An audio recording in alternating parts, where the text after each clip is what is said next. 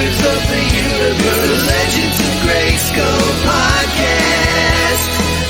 Legends of Grayskull is a fan podcast exploring the vast worlds of He-Man and She-Ra. Join Sean Scavarna and Matthew Duke as they discuss the history and mystery of Eternia and Etheria, diving deep into all incarnations of Masters of the Universe. Hey, you know who's back? It's the Legends of Grayskull podcast. Now that you know, let's go. Get ready for the show. It's the Legends of Grayskull podcast. Sit back and enjoy the ride. Right now. Hello, everybody, and welcome to episode 104 of Legends of Grayskull, the fan podcast where we discuss the history and the mystery, the magic and mythology of He-Man, She-Ra, Eternia, Etheria, Nordor, Primus, new adventures, old adventures, Ladybird, UK annuals, comics, mini comics, anything and everything you can think of with that He-Man, She-Ra, Masters of the Universe, Princess of Power! That Mattel logo down in the corner. I'm Matthew Duch, here again with Sean Scavarna. Sean, how are you on this Goliath day? Goliath? I am Goliathly decent, which probably is like average. But yeah, I'm happy that we're doing episode 104. We're definitely getting up there in age. So We're getting there. We're getting there. how are you? I'm doing wonderful, wonderful. I got to say right off the bat, I got to get it out of the way. Episode 103, if you haven't watched it yet, it was a marathon of an episode. We had Skelly Vader on with us, covered damn near every topic known to man or Eternian. Yep. And one of the big things we discussed was the announcement that at San Diego Comic-Con, there was going to be the surprise voice actor reveal that would be joining the Masters of the Universe Revolution cast. And they said it's I forget the exact phrasing, but they used the term Goliath voice actor. Mm-hmm. So we went to Titus and Megator and all these Goliaths and Eternia, and I just got to throw it right out there. Once it was revealed who it was, I felt so incredibly dumb, and I can't believe none of us got it. None of the internet got it from anything that I saw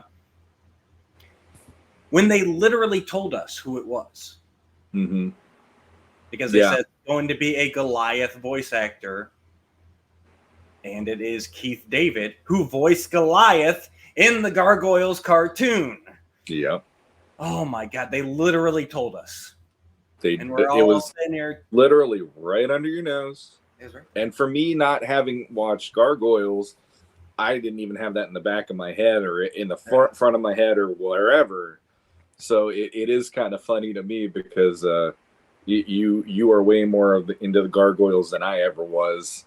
And yeah, you're usually really good with this stuff. You're slipping, dude.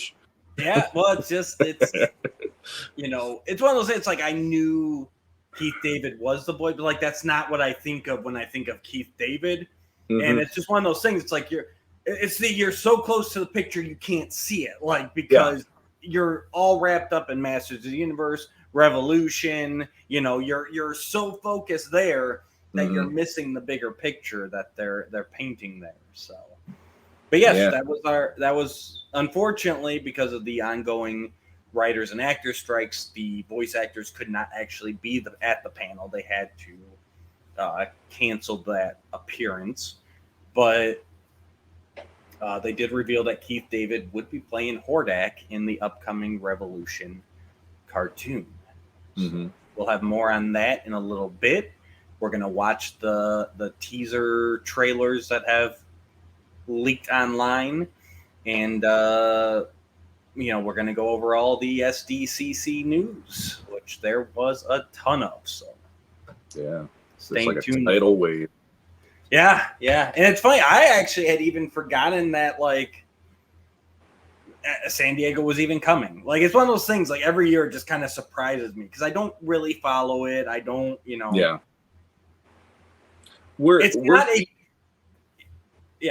Go ahead. No, I was just gonna say we're keyed into the toys and that kind of stuff more than we're worried about comic books nowadays. I mean, we cover the if Masters of the Universe has a comic book out or whatever.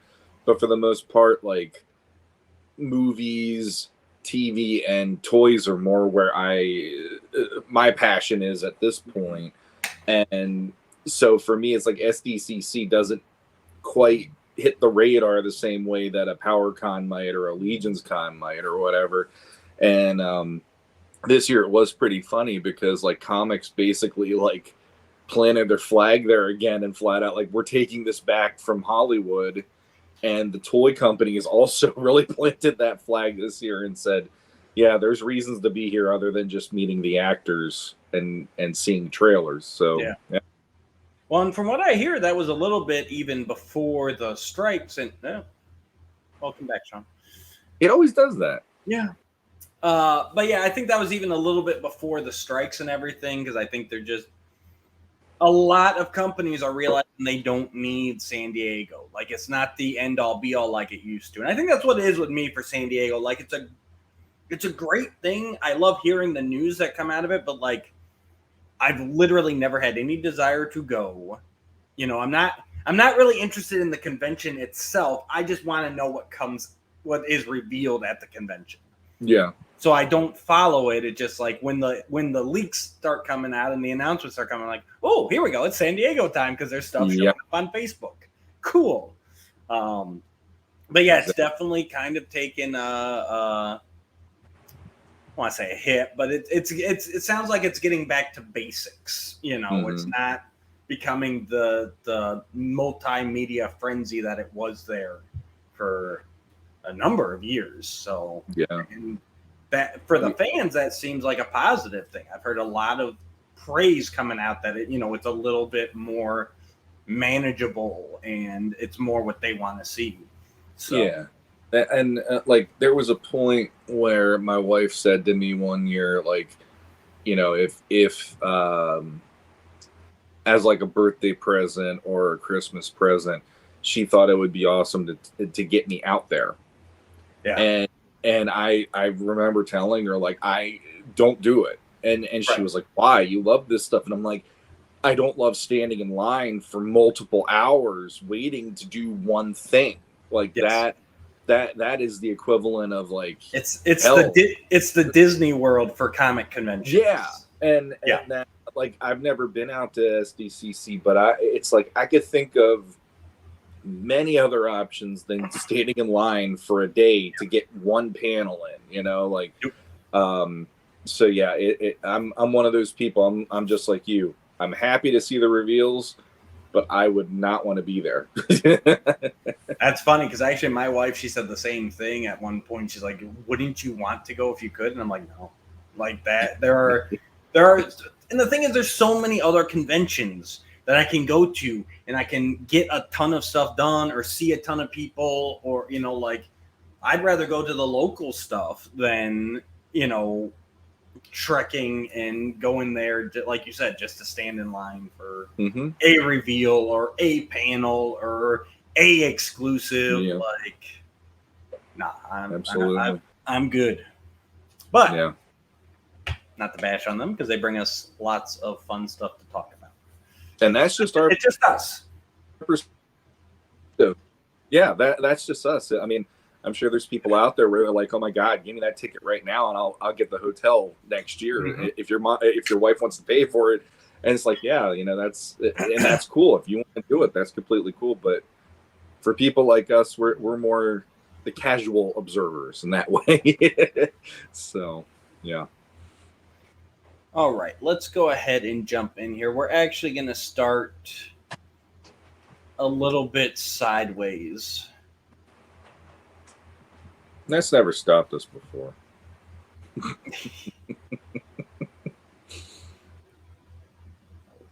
If I can find the right tab. There we go. So first, we're actually going to talk about Crystar. This is something Sean wanted to throw out there. Take it, Sean. I like, out of anything that was revealed at San Diego Comic-Con, I think this was the one that shocked the hell out of me the most, because just recently on Offworld, we did like a top 5 toy lines from our childhood. What's Off-World, Sean? Off-World is our Friday night podcast with Shooting the Shelves, or sorry, Just Shelve It's Curtis Ackerman and Jesse Arnold, although Jesse started that and Curtis is the co-host, so we'll just keep it at that. But yeah, we team up with them on Friday nights, and we do Off-World, where we talk about everything that we love, not just Masters of the Universe. So on Friday nights, live on YouTube, feel free to join in at 9 o'clock Eastern Time. But yeah, and now Curtis will be happy because we name dropped him within the first 10 minutes. So, but he'll hate me because I relegated him to co-host rather than just Curtis the inevitable on there. Better than the words that I wanted to use for Happy Blondon, but I won't say that. I appreciate you had me take it because I knew there would be words coming out that probably right. We try to be a little more family friendly here. Peeling back the curtain though, we do literally get notes from Curtis about how many times and how frequently we mention him. So absolutely, I cannot wait to hear from him after this episode. Yeah, he will absolutely love that. But we did an episode in the last month or so where we talked about the toy lines we grew up with that maybe they could like the ones that we loved but aren't like Masters of the Universe, Transformers, where they've and Turtles, where they've gone generationally. And one of mine was Crystar, because when I was a kid, I got such a kick out of these translucent warrior figures and the magma figures for the bad guys and stuff. I figured that was all we were ever getting was those Remco figures from when I was a kid. And out of nowhere, Marvel Legends is going to start having at least one with Crystar because he is a Marvel property, which I think I actually brought that up on the show too, because he does actually have in the Marvel Wikipedia, he has an entry in there, and they've actually referenced him in the more recent comics as well. So the fact that this is happening blew my mind.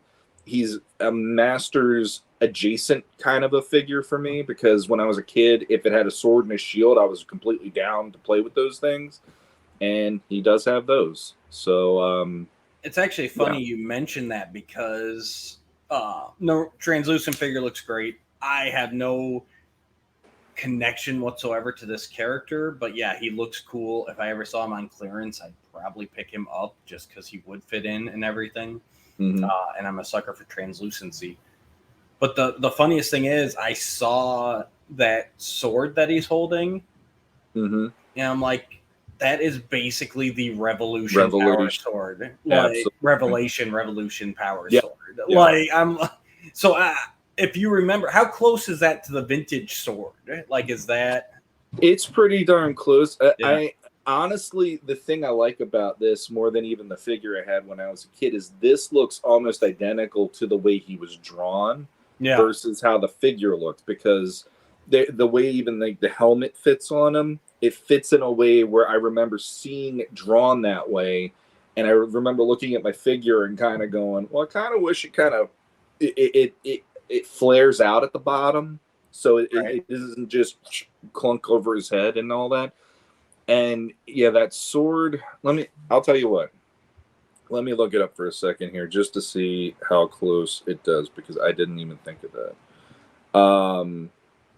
Yeah, it's just funny. I saw it and I was like, oh man, that totally looks like the Revolution sword, like just slight, like you extend the guards just a little bit more and it's there. It's just one of those interesting things. And I do appreciate that is a helmet. Like, you can tell it's a helmet and not his head. It's almost like he's a mashup to me of almost like He-Man meets Captain America with those wings on there and all that stuff. But and I will take this moment to say huge shout out to Pixel Dan for the amazing pictures that we're going to be using for the rest of the episode here. So let me embiggen Sean. So that is from the 1980s comic book. Yeah. And it pretty much, I mean, they're much more similar than I ever realized they were, but I really never followed Crystar. So yeah, it's pretty darn close. Alrighty. Let's see here. So Sean is definitely looking forward to that. Mm-hmm. Okay, let's go to. We'll do this first. All right, we got new Masterverse coming. First up here, we've got Gwildor. Which was a surprise to me. Definitely a big surprise. Definitely a little bit more I thought initially concept art, but then as it turns out, this is a spoiler for Revolution, and this is the Masters of the Universe Revolution Gwildor. Mm-hmm. So we'll be seeing some cosmic key. Maybe? I don't know. Like, my mind's abuzz with the possibilities of how a cosmic key could correct some of the issues that we've had so far with this series. Yeah. Well, I mean, for anybody, like from my perspective, and I don't know if this is going to happen on the show, but I know it is one of those things where people have been like, well, what if Orko and Gwildor were in the same room? Well, now we might actually get those scenes finally in Revolution. Well, and the fact that, I mean, we'll get to it, but they are coming in a pack together. It's a 2-pack. It's Gwildor and the white-robed Orko, the reborn Orko the White. Yep. The other thing I want to point out here, he comes with a power sword.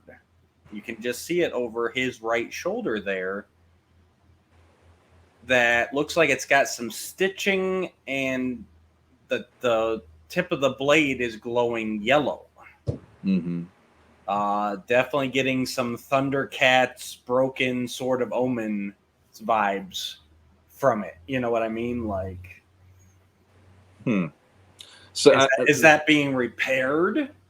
Well, that's something. Like, I mean, we had it. It did get repaired by Roboto last time around. So no, it got the two halves got merged by Roboto.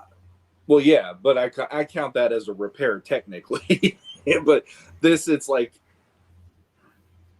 there is something about this where I'm like, it's almost like a greatest hits. We're gonna just keep going back to the power sword problems or something, which I hope is not the case. But that'll be interesting. I mean, he's an inventor, so maybe he comes up with something where the power sword, even maybe that actually helps with the cosmic key to do something. Who knows? Mm-hmm. But what if they upgrade it to look like the 2000X power sword or something? That would be funny. I think somebody like me, I think that would be fun because I like 2000X. Yeah. But I think there'd be a contingent of fandom probably face palming because that was like the least interesting sword of any version so far, bro. It's definitely grown on me. I'm going to throw it out there because it just occurred to me as I was saying the sentence. But with the glowing blade, it actually probably stands more that's going to turn into the New Adventures power sword. Yeah, I could see that. And you notice that didn't get me excited at all. So I'm just saying, yeah. But as far as Gwildor himself, I really like the looks of it. I like the upgrades. The ears look like they're actually they're articulated. Yeah. Like you're going to be able to pose them around. And he looks like he's got good articulation for what it is. I definitely see waist. I'm sure feet. He's got wrist, elbow, shoulder. Like it for Gwildor figure, looks pretty good. I like what they did with the face. He looks a little older, a little more. I'm getting kind of Allfather from the New Gods. Yeah, I can see that type vibes. So, and he's got a staff and a cosmic key. So I really like this upgrade. I'm amused his cosmic key is the one that he holds like the old school toy. Yep. Versus the version in the movie. But I mean, we've had that version for how long now because of the toy in the 80s anyway. So no, I'm I'll be honest. I probably like Gwildor a little more than Orko because I like he's a cantankerous little guy. Like he'll give you shit and he'll like he'll give you crap right back at you. But then he'll have those moments like with Kevin. Only one, Kevin. Only one. And all that. And I kind of like him in those ways, and it's like it's a great representation of him. So good on Mattel, because for me, some of these Masterverse figures can be hit or miss in a lot of ways, and this one feels like a home run for a character that a lot of people aren't that big of a fan of. No, I completely agree. Yeah, and it was that out of left field, like, oh, we're going here and everything. So that it was fun to see that. Yeah. All right. Next up, we have the Orko the White. He will come in a 2-pack with Gwildor, and he looks like he did during the finale of the Revelation cartoon. A couple spell effects for his hands, bigger spell effect around him. Looks pretty good. Yeah. I don't know. I might actually go out on a limb and say I might want that 2-pack. And as crazy as that sounds for me being me, I actually think I might like that 2-pack. Because the Gwildor's winning me over. I love the classics one. Yeah. Because that was legit, like from top to toe. That felt like it was Billy Boyd just, like shrunken. I shouldn't say further. But Billy Barty? Or Billy Barty, sorry. Shrunk it down into a figure form. And then the fact that I do like this look for Orko.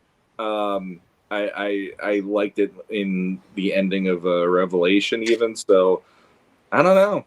I might be tempted by that one for once. And it's different enough where it's like, because I've got the beaten up Orko from the Revelation. I've got my classics Orko, and like this is different enough. And I do like this design a lot.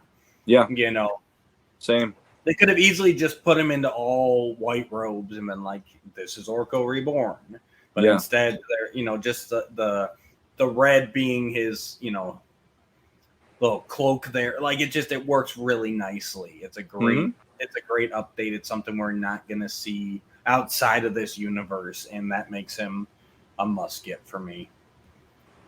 Next up, in the tradition of spoiling Skeletor's new form before the cartoon airs. By the way, listeners, this is the moment where Matt is just going to start getting angrier and angrier because these reveals are way too revealing for someone who doesn't even want to watch the trailer to things. So it's true. I will say though, bear in mind it's taking a lot out of Matt to do this, but he's doing it for you, listeners. Judging from the teasers that we'll see in a little bit here, at least this seems like it's going to be like this is the Skeletor we're going to see from scene 1 onward. Sure. Whereas, we're not trying to pick on Revelation. We're just saying, I remember us watching that, and it's like Skelegod was the big final moment of episode 5 before the break and waiting for the second 5 to drop. But it was the very first toy that we ever saw revealed for the line. Yeah. So it was like, all right, so that should have been a moment, but it was like, oh, there's that toy finally. Now's the moment. Okay. Right. So at least for this, like I said, I mean, we saw at the end, if you haven't watched Revelation yet, I don't know why you haven't, but if you haven't, spoiler alert, at the very end of it, Skeletor gets pumped full of the nanotech by Motherboard, and we don't see the form he turns into, but it's like, we knew this was coming. Yeah. I had speculated that we would see something a lot more akin to New Adventures Skeletor. This definitely is not. Mm-hmm. And I don't know how I feel about that, honestly. I think it's because I do love that New Adventures Skeletor design. Like, I get that in the cartoon in the 90s, it was really goofy, but like we've seen that it can be a really good design. But I do appreciate that they did us something new here. I like how they incorporated the Havoc staff into the arm cannon. And as we'll see in a little bit here, he can actually use that he can spread the motherboard infection himself. So he's definitely going to be something we messed with. I like the robotic demon 3-toed feet. They gave him the pupils, but it looks like a power symbol when you get up close. It's fun. It's fun. I like it. It's okay. It doesn't really. It doesn't do much for me. Again, I think a majority of my viewing of this stuff will come from the fact that Revelation still feels like it's playing in sand of how it works instead of concrete. And so this one, I feel just as a show, I'm just going to say it as a show, I am probably more curious based on what has been leaked. Yeah. But then I've also seen things like this, and I've seen him in the leak as animated, and it's just kind of like it doesn't do much. It feels almost like if what you're talking about with that power sword and this, it almost feels like this could be the transition phase to them adopting a New Adventures vibe if they do a third. Right. And I don't know how I feel about that still. I think it could be really good if done right. There is good nuggets in New Adventures. Mm-hmm. It'll be interesting if they go that route. As a figure, looking at this, it doesn't do much for me. It honestly, looking at it on my screen right now, it looks like a hodgepodge of a figure. And that's, I think, part of what it doesn't do much for me. It literally feels like somebody pop and swap this thing to make a Skeletor they haven't had. And I'm like, well, that's cool, but maybe do this instead or something. And granted, that's not a possibility here. But for me, Guildo Orco, cool. Yeah. This, okay, he's there. It's a new Skeletor. We got to put Skeletor in there somewhere. So. Yep. I'll be curious, and it'd be kind of fun if this, if this led to New Adventures Skeletor. So he because remember about Motherboard, not only does it enhance them cybernetically, physically, but it's also like a mind control thing. It's a cult, Yep. So it'd be kind of cool if he breaks it, but he's still left with his nanotech, and so then he's reborn as New Adventures Skeletor. That could be a fun little thing too. It definitely could, and honestly, if they can pull it off where it is more interesting than the original one, more power to them for that. No pun intended. But I mean that if it made me want to watch the whole thing, I'd be like, okay, that's impressive that you got me to sit through that. All right, and there is a shot of him in the new Masterverse packaging, which is a lot more cardboard, a lot more covered up. Now, I'm not sure what the point of it is really, other than to get the artwork on front as well. But I'm torn because overall I like the color scheme better. I like they've added more of the red. Especially up top by the Masterverse logo. They've actually got the exploding rocks with a red background. I like this color scheme better than the blue, but I don't like seeing having the figure so covered up. To me, I want to see the toy on the toy shelf. Well, this almost feels like Mattel responding to Hasbro doing no plastic on the packaging for a while. Right. But that's the weird thing is there is still a plastic window there. He's still completely covered. But yes, it definitely reminds me of that. But they still use the plastic anyways. It's just like I won't say Mattel does this all the time, but Mattel does have that non-committal vibe about them where they'll see Hasbro go. Those figures feel all the time like they're Marvel Legends figures with new articulation and all that stuff. Yeah. But it took them this long to get to that point. And then it's like, here's this. Well, we're not going to do the whole thing like Hasbro. We're going to give you this much. I actually feel worse for mint inbox collectors because some of those collectors probably would like a cohesive design throughout their collection of what this will be, and they figured that was how it was supposed to look ever since the line began, and now they're changing it up to this. And there's a part of me that's like, I personally think this is more eye-catching than what they've been doing, because the colors really hit you more. Oh, sure. But again, this is like, they changed it up so drastically now that, again, if you have the OCD of it needs to all look the same way, man, are you going to be pissed when this hits? 100%. So yeah. That looks like it for that one. Let's go over to the other Masterverse here. So first off, we got a movie, 87 movie version of Evil Lynn. This one took me by surprise for multiple reasons, but I'll let Sean go first. Oh.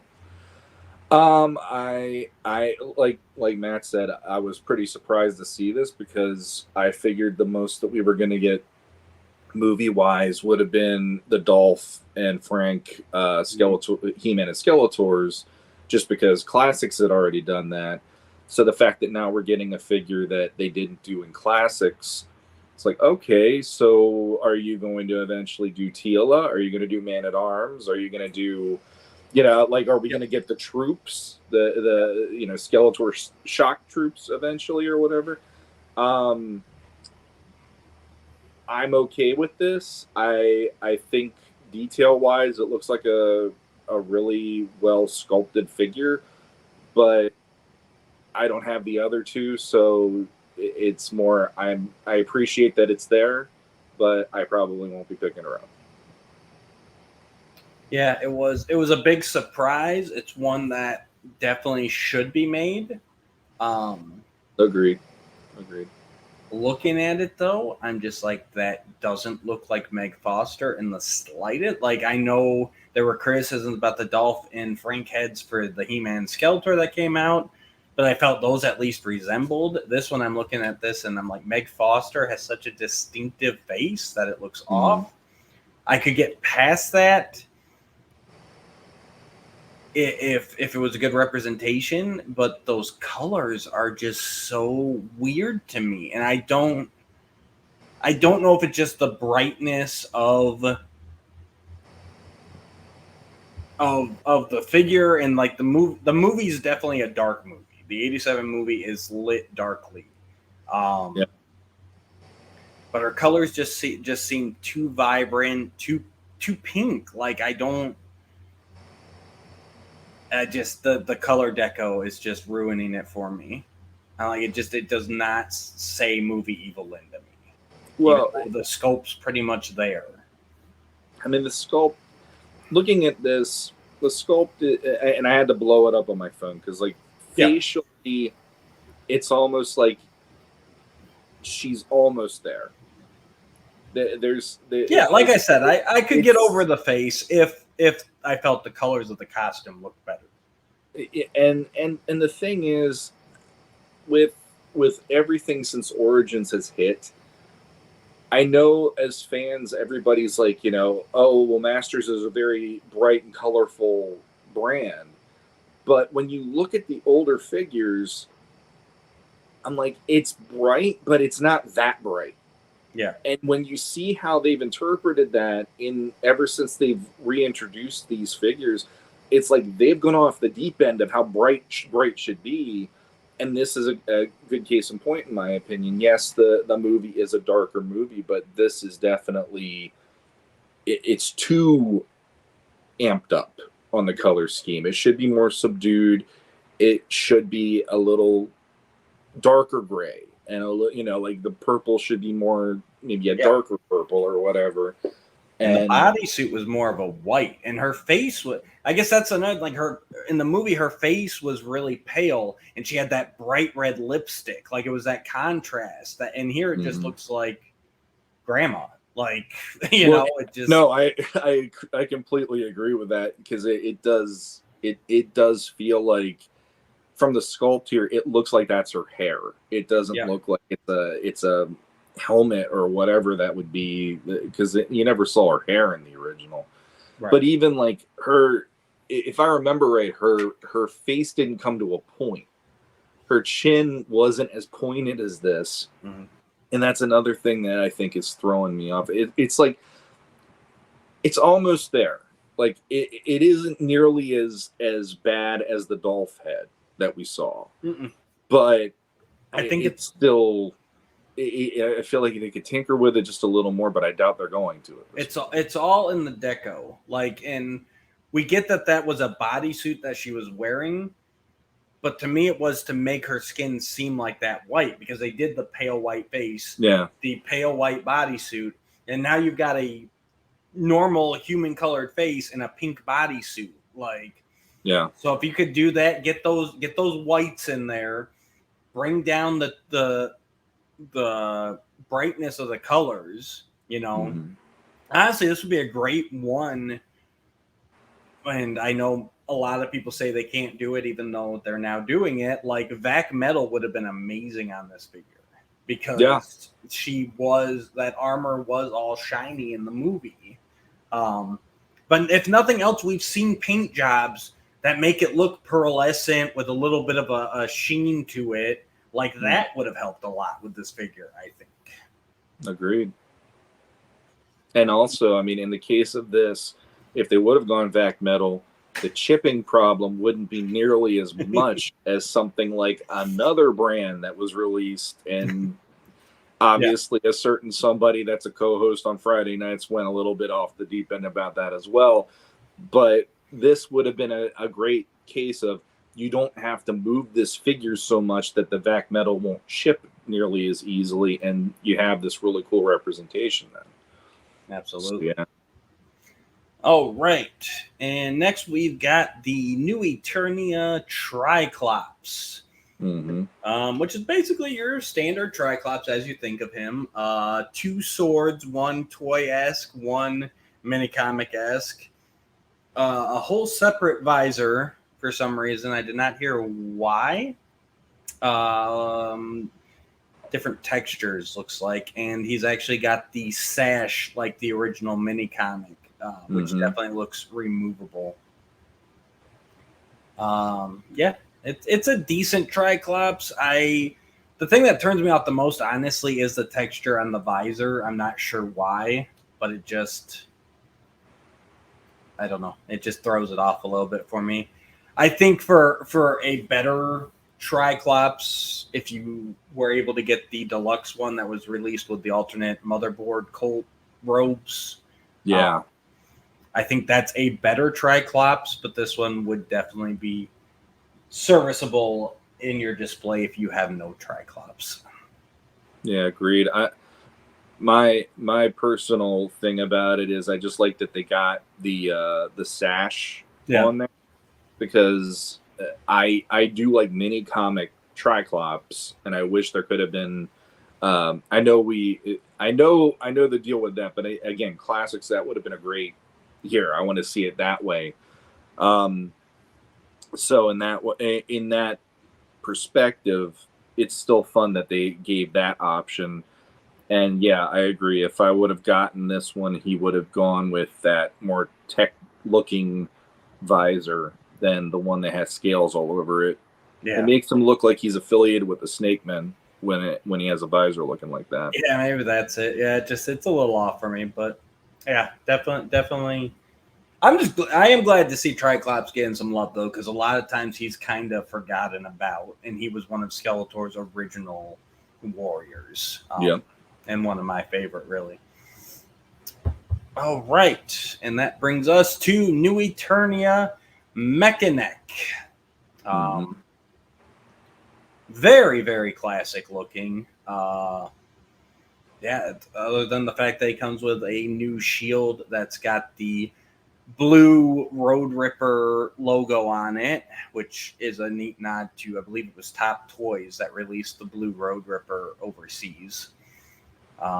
He comes with the extending necks, and this is one I'm definitely going to be getting because I do not have a Mechanic in my collection, and this one is basically just vintage Mechanic. Mm-hmm. Yeah, I actually with classics, what got me was when you look at that head, the way the helmet fit, it would make his eyes be like all sorts of like up here, like Marty Feldman or something. Yeah. So the thing that I'm really impressed by is the helmet looks the right way on him in this. And it's probably one of the better iterations since the original, the vintage one that I've seen. Yeah, So, and you've even got, like you talked about with Crystar, like you've got a gap there. There's some shadow and there's some space that shows clearly. It's so easy to sculpt that and just make the mouth and nose. Yep. It just sit there vacuum sealed basically. But this actually did some depth to make it. No, this is clearly a helmet sitting on top here. Absolutely, yeah. And I mean, I gotta hand it to him on top of that. Like giving him a little thing like the shield. Mm-hmm. Stuff like that, I appreciate that with this line a lot because it's a little added something. Even if you have, like all the versions leading up to now, vintage through Origins, there's still a little something extra why this one, it would appeal if you think that that's a fun little thing to have that shield and stuff. And yeah, I like it. I'm not the biggest fan of Mechanic. I'm cool with him. Right. He's kind of like Curtis, it's like I probably wouldn't hang out with him a lot because I would just be like, hey, it's Mechanic, that's cool, and get a drink with him and be like, well, I'm gonna go hang out with He-Man now or something. But it is a really cool interpretation of him. No, completely agree. He's gonna look great on my shelf. It's funny, I just thought about it. For everybody who took off their helmets in 2000X, we saw Duncan's ponytail, we saw Ram Man's plate. They never took off Mechanic's helmet in Mike Young. That's interesting. Maybe someday we'll see it. Maybe. Oh, yeah, we called it last episode. Here we go. Here's your boy. The new Eternia snout spout. And they definitely leaned into an angrier elephant. They added the tusks, the bodysuit looks great. My only complaint is, and I understand that the vintage had the pink gloves, but I really think on this one the pink gloves are a little glaring. That's my one complaint about this figure. I wish they'd made the gloves to match the boots. I think that would have helped the design a little bit better. But I will take or even the red of his bands. Pick one of those colors. He didn't need another pink one. But other than that, he looks amazing, and I'm going to be glad to add him to my shelf. Yeah. Again, like Masterverse is making me love characters that I am not like. When I think Masters of the Universe, Snoutsmouth doesn't come up in my top 3 the minute I hear that name. Well, you're wrong, but you go on. Well, no, I just like other characters. But when I see this, it's like this is the closest we're ever going to get to an action figure that is similar to the NECA Staction for 2000X. That was the first time that I remember seeing Snoutspout and going, okay, he's not a joke anymore. I think this is great. And this is definitely a good progression with him in the line. I mean, honestly, your thing about the gloves, I can see that. That doesn't bother me for some reason. Like for me, it is what it is there. I even like that he has the hoses coming out of his belt and all that stuff. So it's like the little things like that, and that's part of why I love 2000X. I love that it's still going through this line. The only thing for me, and this is something that I'm sure they wouldn't be able to do because it's well, where else would we use this again? Is I kind of wish they could have done the 2000X boots to make them really have that vibe about it. Oh, but yeah. At, The like, more elephant feet. yeah, I always thought that was cool, but again, like I said, I could see why they didn't do that because where else were they going to put that on a reuse of tooling? But I mean, yeah, like Mechaneck, Snout Spout, Ram Man in New Attorney and stuff. I mean, these are all characters that I'm fine with them. I like them. Mm-hmm. They're not as high on my list, but they're making me look at them in a whole new way with this line and going like, man, that's a great version of this. Yep. And, I got to give him credit where credit's due. Yeah, and even if you look at the belt, he's got some sort of a thing going on there where it's like a pressure gauge or maybe he switches from tank to tank. Like there's a little dial. And I'm assuming that red piece will be movable. If not, it's supposed to look like it is. So, yeah, just a lot of neat touches. I never did see him from behind the back, so I'll be curious to see if they went the full-on tanks or not. I assume they're back there, especially with the hoses going back there, but I haven't actually seen it yet. Yeah, I haven't either, and I was thinking that you could kind of get the hint of them, but I can't see. Yeah, I think I kind of see them too, but yeah, I'll definitely be ready for some more pictures. All right, and then we got the new Eternia Man-at-Arms. Comes with 2 heads, 1 mustache, 1 non-mustache. Even the helmets on them are a little bit different. And he's got his mace with the ball and chain that pops out of it from the early concept artwork. Other than that, he's pretty much a Man-at-Arms. So, yeah. I will say, go ahead. Oh, I'm just happy they kept the non-mustached version in there somewhere because for as much as Filmation had that as a thing, the non-mustache version is the one that I first knew. So I've always liked that version more than mustache.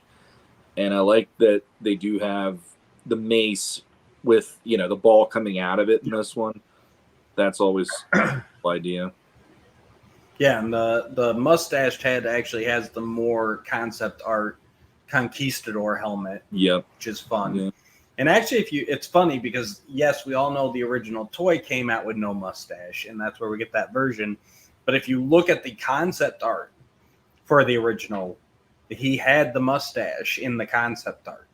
So I like that they did that with the Conquistador helmet, too. Because it's easy to go the original, mini comic without the mustache and everything, but they took it to the concept art, so that's fun. The other thing, too, real quick, is one little design thing that I love every time is I always love now when they have the fur coming out of the armor on the sides.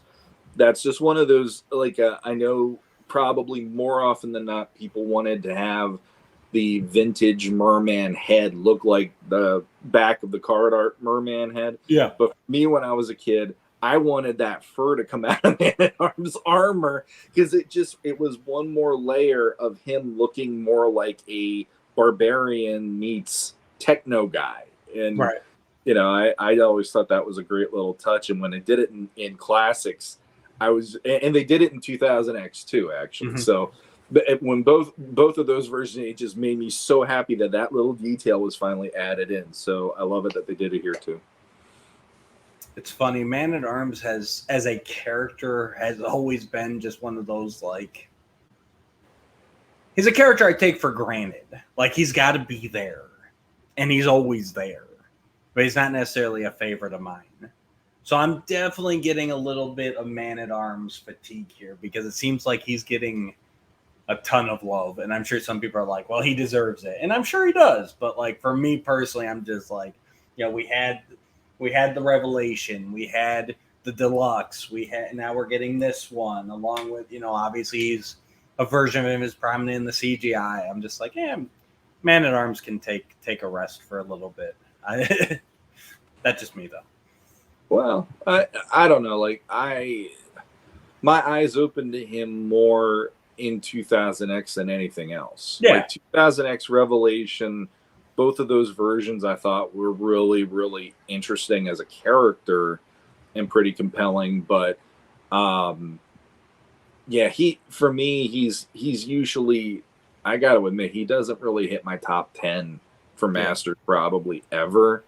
He's kind of like your dad. You kind of know dad will be there. Right. So he's there, but you have all these other friends that you're more in. If you had to make a list of the people that you love, dad would be there eventually, but your friends would probably take up more of the list or whatever. Yeah. Well, that's all I'm saying. Like a lot of people like to say that about Stratos predominantly in the community. Like he's just a character that's there. Like for me, Man-at-Arms is that character. Like I get it. He's important to the story, blah, blah, blah. But he's just like, but you give me almost any other character or Man-at-Arms, I'm like, give me that other guy. Like, it depends who it is, but yeah, I can agree with you on that one. Yeah, I think we all got that character. Okay, and that wraps up that. Let's go. No, I want that one last. I think I lost a tab in here.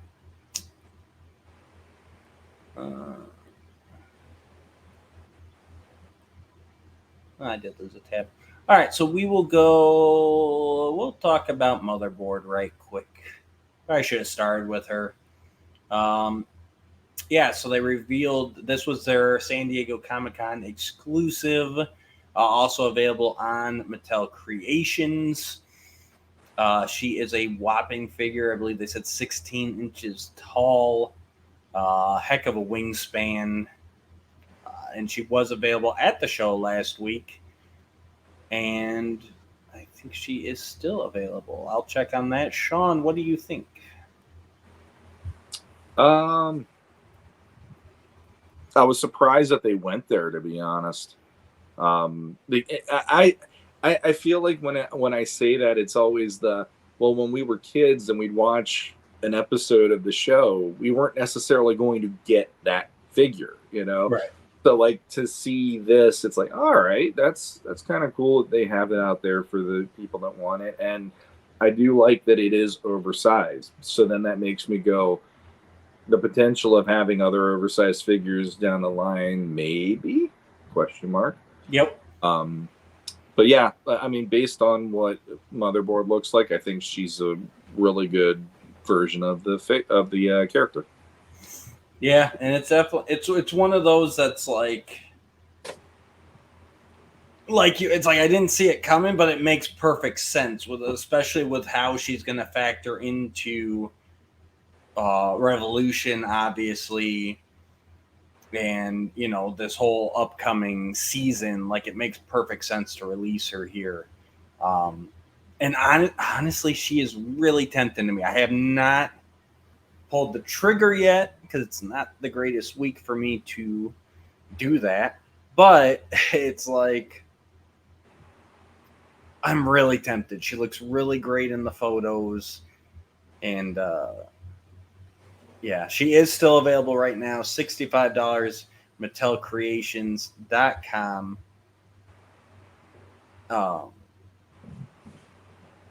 Yeah, I expected to ship on or before August 18th. I need to find. Okay, so let's go to. We will go here.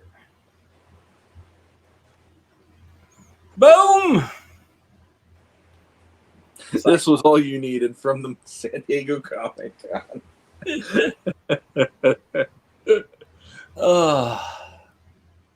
Yeah. For our audio listeners. Go ahead.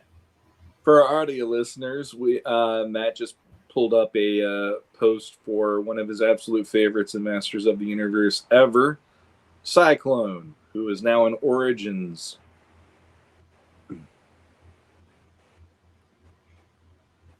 And I wanted this figure so bad. They did some cool. They got his ring on the back. They've got cool effects to replace his hands. But I am so disappointed because Cyclone had such an iconic face. And they made it look like he had botched plastic surgery. I have a feeling they were trying to give him a bit more of an Asian influence in his face. That's what it looks like to me.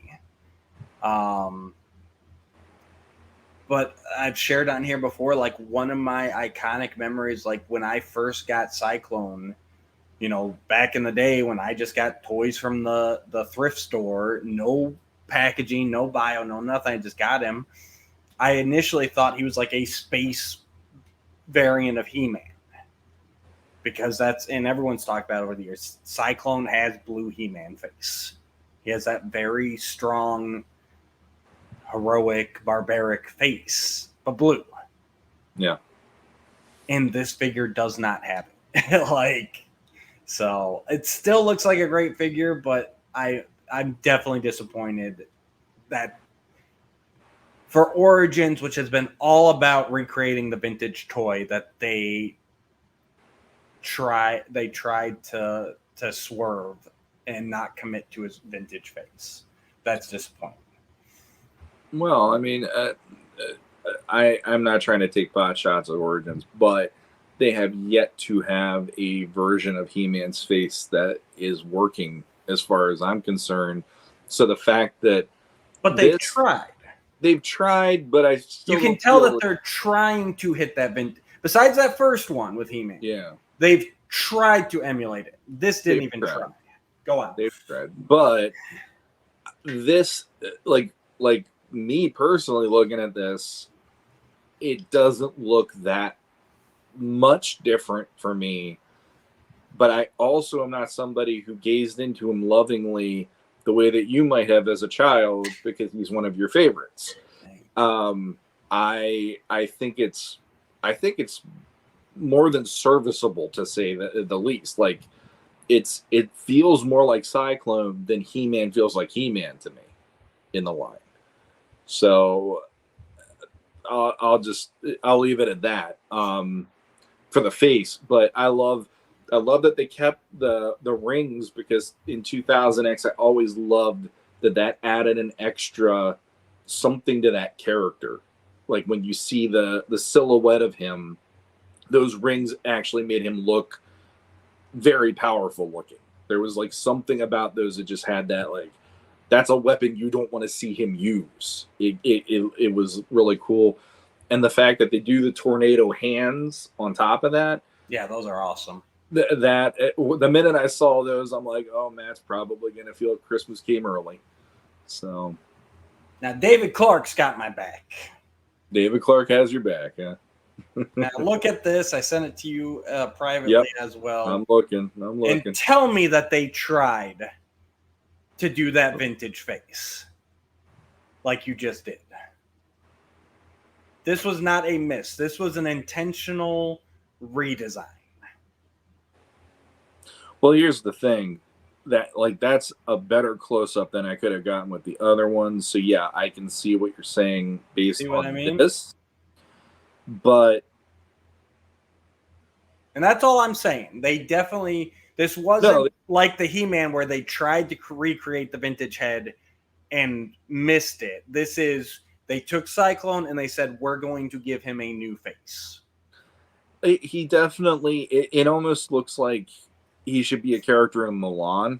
Yep, that's exactly. They tried to Asianify him. And honestly, like, I mean, they've been doing that since 2000X. Not the toy, but in the show, they always had him having the he'd always have those like Zen thoughts. Yeah. He'd offer up in the middle of anything. Yep. So, and they always had that vibe. Like Anwat Gar became more of like an Asian influence place in Eternia. So I feel like they're leaning into that every time that they have this character. And honestly, I would have preferred them just to go MYP with it, where he had, a more angular face. Like if they had even gone that way, where they're like, well, we're just going to do the Anwat Gar version of him. Like, okay, at least that would have been like some legitimacy. You know what I mean? Like Mm-hmm. we decided we use the rings, we use the face, and then the vintage body. Okay, like I could get behind that. Yeah. But you wind up with this that's really neither, and it's just a minor disappointment because that's what we're here to do. We're here to nitpick. All right, coming up next, we've got Extendar. This is one that I've never had a great connection to the character, but he looks amazing. He looks like Extendar should, and it looks like he's actually going to work like Extendar should. Judging from the pictures, those are not extensions. It looks like he's actually going to pull out. Mm-hmm. Sorry. I just heard pull and pray now. We are a family show. We are a family show. We are a family show. We are a family show. But even though Extendar will not have any kids because his pull-out game is strong. Yeah. I could be wrong. They could be extensions, but just the way it doesn't look like it to me from here. Yeah. Again, he would be very low on my list of the heroic warriors for Masters. I had him as a kid, and I probably played with him for about a week. So it's like again, they're completing the vintage line. Mm-hmm. It's good that he's coming out in that way if you're a completist. And honestly, like every version other than the vintage version makes him look better than the vintage version ever could, in my opinion, because he always had he was like a little chubby kid that joined in to play versus like now he looks heroic, and same with classics at least. So yeah, but he as a character, I feel like he could be redesigned into something really cool. Leaning into the knight aspect, and I'm not sure exactly where to take him, but like there's something like him as he is has never really excited me. Mm-hmm. But I feel like the concept could be an amazing character. They just need to do something with him. I'm not even sure what at this point, but he's just that. This might be a good idea for a remastering. Like, how can we make Extendar more of his own character and a little bit cooler? Like, it's just one of those things. It's like he's got a neat concept, but I've never been wowed by the execution. Same here, and like I mean, in the mini comic, he's kind of a sad character. Yeah, which I think doesn't really help on top of that, because as a kid, he's this kind of like, I don't really contribute. He's almost like Mechanic the sequel, because Mechanic at least had his episode in 2000X that had that vibe about it. Like he's the emo version of that. So, I mean, it doesn't help either that his neck extends as well as the rest of his body. So, like, it's always kind of. I remember there was even the fanfic thrown around that, like Extendar is Mechanic upgraded type thing, and I'm like, I don't like that either. I don't like that. No. So, but yeah, he's one of those characters where it's like, I don't know, like just spitballing. I mean. If you had your own canon and said, okay, there's Stridor. Well, he looks like someone who should be riding Stridor into battle more than even Fisto or He-Man or something.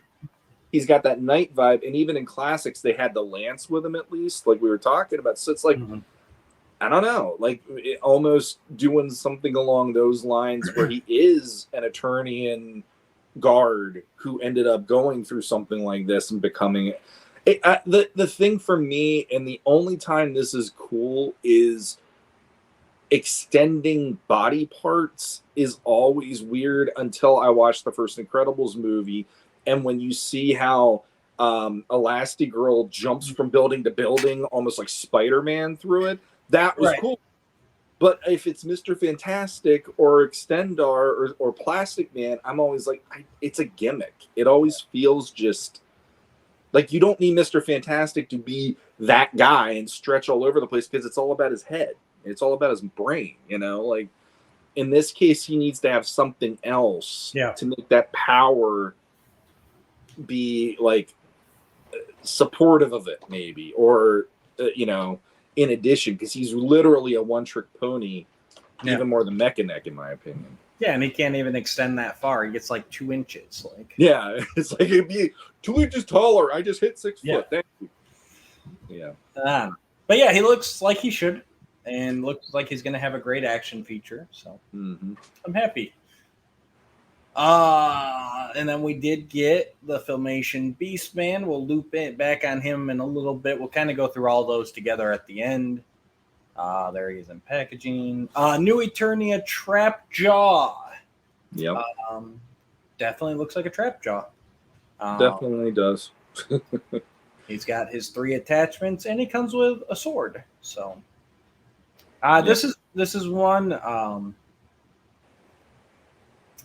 Another of the New Eternia where I felt they could have gone a little bit more. Honestly, like I just wish they played him up a little bit, because he just looks like a Trap Jaw. Unfortunately, like, and that's definitely not a bad thing if you don't have a Trap Jaw, but I just feel he's missing some of the pizzazz that really makes the New Eternia characters for me.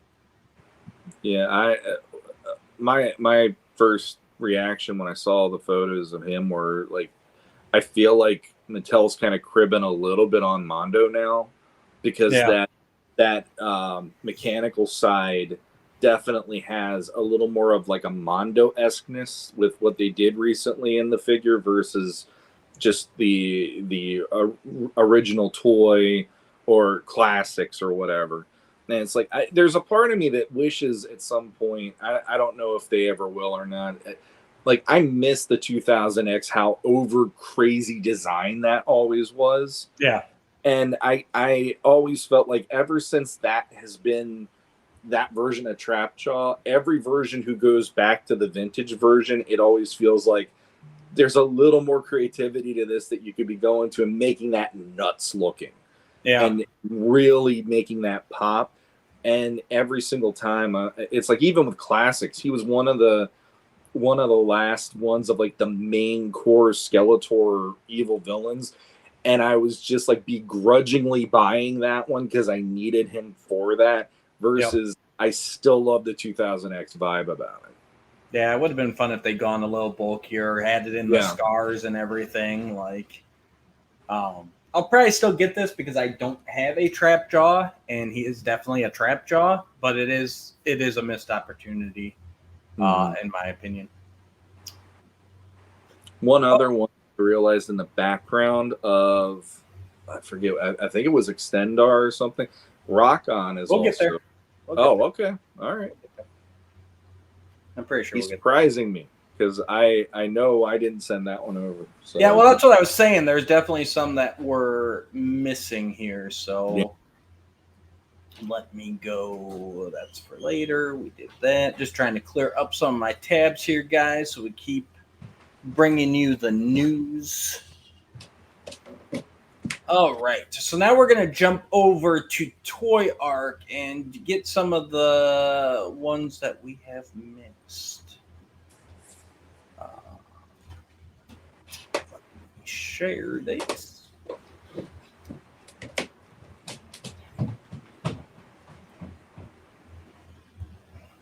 Sorry for the delay, guys. Yes. There we go. Right. I forgot about this one. Yeah, so they Masterverse released, thanks to Toy Arc here, Masterverse released a new version of Battle Armor He-Man that is much closer to the regular version, or the vintage version. And he will come with a very, let's see it there. A very toy-accurate battle axe, which we have not seen in a minute. And he'll come with a regular He-Man harness and one damaged plate, which is a little disappointing. If you're going to do a plate, do it the second one as well, in my opinion. But definitely a lot closer than the new Eternia Battle Armor He-Man they previously released. Yeah. And a new head sculpt for He-Man on top of that. Yeah. I mean, this one, for me, it looks like a very animated looking He-Man Mhm. than what I would have expected this to be. I do like the armor on it, actually. Yeah. I mean, it's like I said, very animated looking. So you got that flat paint job on it, but I don't know. Like Battle Armor He-Man's always one that it pops my interest every time because I just think that's such a cool variant. Mhm. But I I'm gonna be that guy. I was like, who the hell posed this? Yeah, he definitely needs a more dynamic pose. I think that's the biggest thing going against him. Is it's very much like the kid's toy room. Like It literally looks like when my son leaves my office area and I see where my toys look, and I'm like, come on, man, a little wider stance, put the make him look like he's gonna go. This is Yeah. But otherwise, I don't know, that head sculpt to me looks decent. Like I know that that Faker now is like the biggest one people are like in love with, and this feels like they're trying to get He-Man there finally, and looks all right. I'm almost wondering if this is going to be our Revolution He-Man head sculpt, like because they went for Revelation they went the more friendly, like hi, Yeah. I'm He-Man, and now it's a little bit more serious. Like so, I have a feeling we'll be seeing this head sculpt around. That makes way more sense with saying it looks animated to me. So yeah. It'd be kind of cool if he comes up with the battle armor in this next series too. I would not say no. I would be thrilled to finally see a variant He-Man in something other than 2000X finally. All right, I got a few more of him. There's a better shot. Yeah, and especially the reason that he comes with the animated H harness. Yeah. It's also what kind of lends me to think like there might be a chance. Yeah. And we did get our look at Sorceress Tila right out of Revelation and soon to be Revolution. I still really like what they did with the design for her for the cartoon. Like I think it's a great blend of warrior, goddess, sorceress. Yeah. So yeah, that's one I'll probably pick up as well because I do like that. Yeah, this one I know co-host on Off World, Jesse Arnold. Mm-hmm. He was really struck with this one. He thought it was quite a nice looking figure. I like it. I mean, if you have the sorceress from Revelation already, this would be a great one to put right next to her on your shelf. And yeah, mother-daughter right there. Exactly. And I agree. Like that design pops for me. I love how they made it her own. And she has a distinctive look. She's not just taking over the way her mom looked in the role. Or going completely off script and going with I know a lot of people like to put her into the green goddess look when she becomes sorceress. I liked it in Eternity War because it served a story purpose. But other than that, it's like for her actually ascending to the throne, I think this really nailed what I wanted to see and I never knew I wanted to see. Agreed. Those were revealed. Nice big display at Comic-Con there. There's the motherboard we talked about. I still might pull the trigger. I'm going to skip through these ones we've already talked about here. Vicron. Yeah, it still blows my mind. Out of all the Masterverse figures they've released, that Vicron, every time I see him, is one where I'm like, I love that. I don't know what they did to sweeten that one for me, but he works for me way better than most of the other figures in the line. Yep. All right, so here's I think what Sean was alluding to. Yeah, this is where we get our first Comet Warrior, and Rock-On is up first. And this is the one that I had as a kid. I never had Stone Gar. I only had Rock-On. Mm-hmm. And it looks like it's going to work just like it did. That's a new head peg with a slot. He's going to fold up into his little boulder. I always loved this guy as a kid. I'll be honest with you. The colors, and I hope when he folds up that the outside of the rock is like that shiny paint like it was back in the day. Mhm. I always thought these guys were really cool. I know they get a lot of grief. Oh, he just turns into a boulder, but I'm like, but it's a cool looking boulder. Shut up. Yeah, well, I actually had to defend him on Toy Frenzy the one week because we were going over our least favorites or whatever at one point. I was like, I like Rock On. He was one when I was a kid that I would always put him right next to He-Man in my lineup because he was one of those figures, and Stone Dart too. I had them both as a kid, and I remember thinking that they reminded me of Cup and Hot Rod from Transformers the movie. Yeah. Especially after that. seeing that movie, there was this vibe about them because like Rock On always had that, like he would probably be more the hot-headed young warrior, and Stone Dart, stay with us, lad, don't do that, or whatever, and him being the one barging into the adventure, into danger, and so it was almost like a cross pollination thing that I loved about that vibe about the character. And yeah, he turned into an asteroid or a meteor or whatever. Yep. But you know what? I still thought that was cool. I didn't care. It didn't bother me. I was like, okay, once he grew out of that and he was the action figure, he just did his thing. And that was how I always played with him for the most part.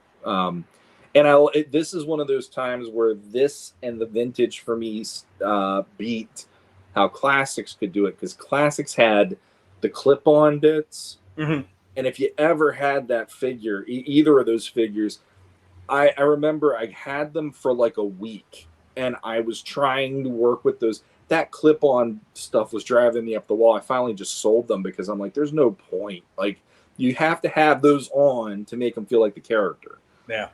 And if they keep falling off, so. Yeah, I never understood. For me, for classics, it's like I get why they did the snap-on, but for me, I always felt that they should have just sculpted the plates to them, not had them fold up, and just include a boulder accessory for classics. That would have been like, just have the figure and then have the boulder. Like, I don't need my classics to transform. Yeah, exactly. But Origins, I think they actually solved kind of both those problems because they've included cuts in the plates. So you can see where I'm sure it'll be limited articulation, but he's still got elbow articulation because there's two plates. There's an upper plate and a lower plate now. And same, he's got the thigh plates, but then he's got the leg plates, and they're separate. So you'll still get a little bit of articulation points on there, but still able to fold him up. So kind of best of both worlds here. So really nicely done on the engineering for this. Right. And then we did get our first looks. Obviously, the flocked Mossman is hit in stores now. We've seen that before. But we also saw Lady Slither and Fangor, both creations of Axel Jimenez. And this is Lady Slither's first time in action figure form. So Fangor looks great, just, an Origins version of the Classics version. And Lady Slither, they did include a pair of Tila repainted legs that you can swap out for her snake body, or her snake lower body. And fun fact, I did see somebody post, they were playing around with it at the booth apparently, and that snake tail is compatible with other Origins. So you can pop that off of Lady Slither, and I think it was Cobra Khan. They had Cobra Khan upper body on the snake tail. So lots of fun plug and play there.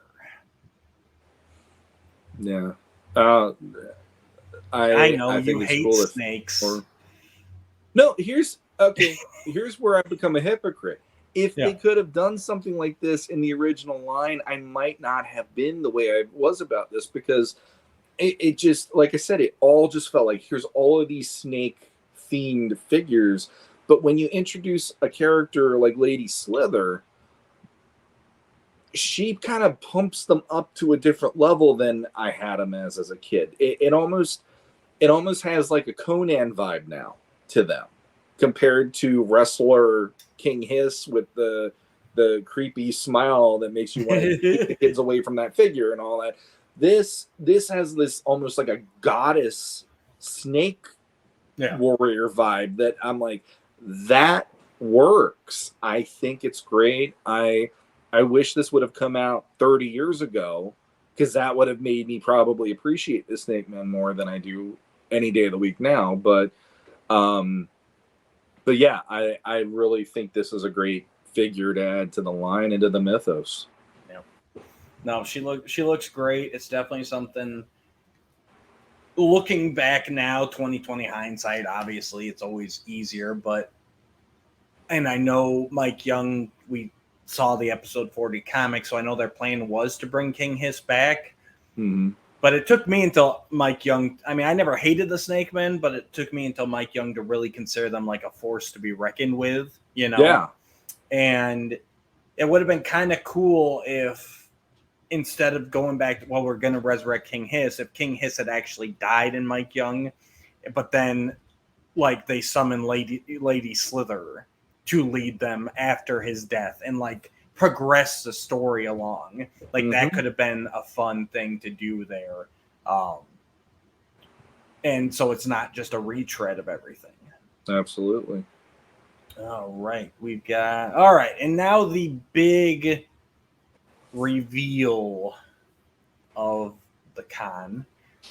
They are going back to the well, and they are starting the He-Man in the Masters of the Universe 80s cartoon line.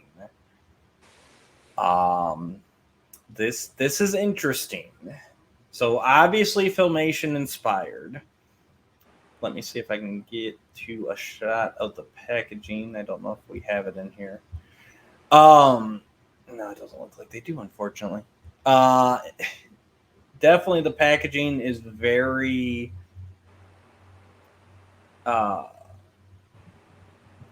Filmation inspired. I closed everything out.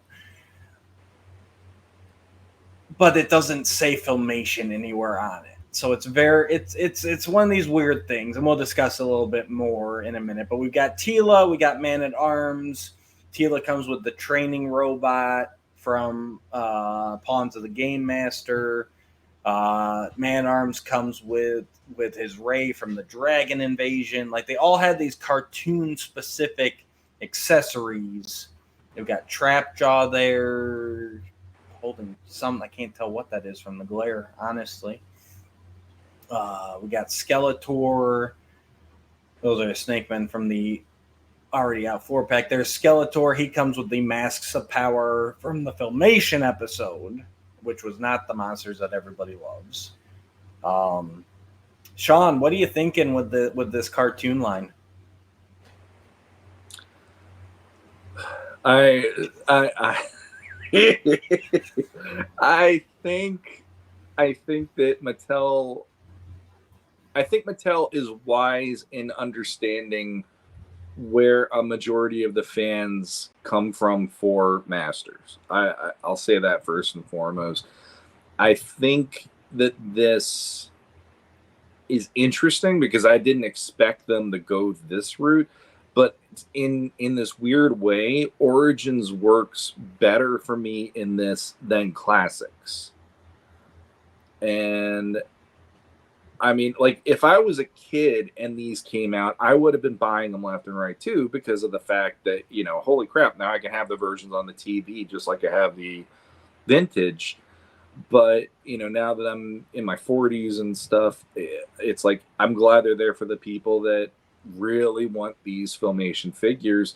But I also heard there were people going, well, I got burned on the Club Grayskull stuff back in the day, so should I even invest in this? Because, you know, what are the chances of them pushing this further and further to get characters that maybe we didn't get before? Yeah, and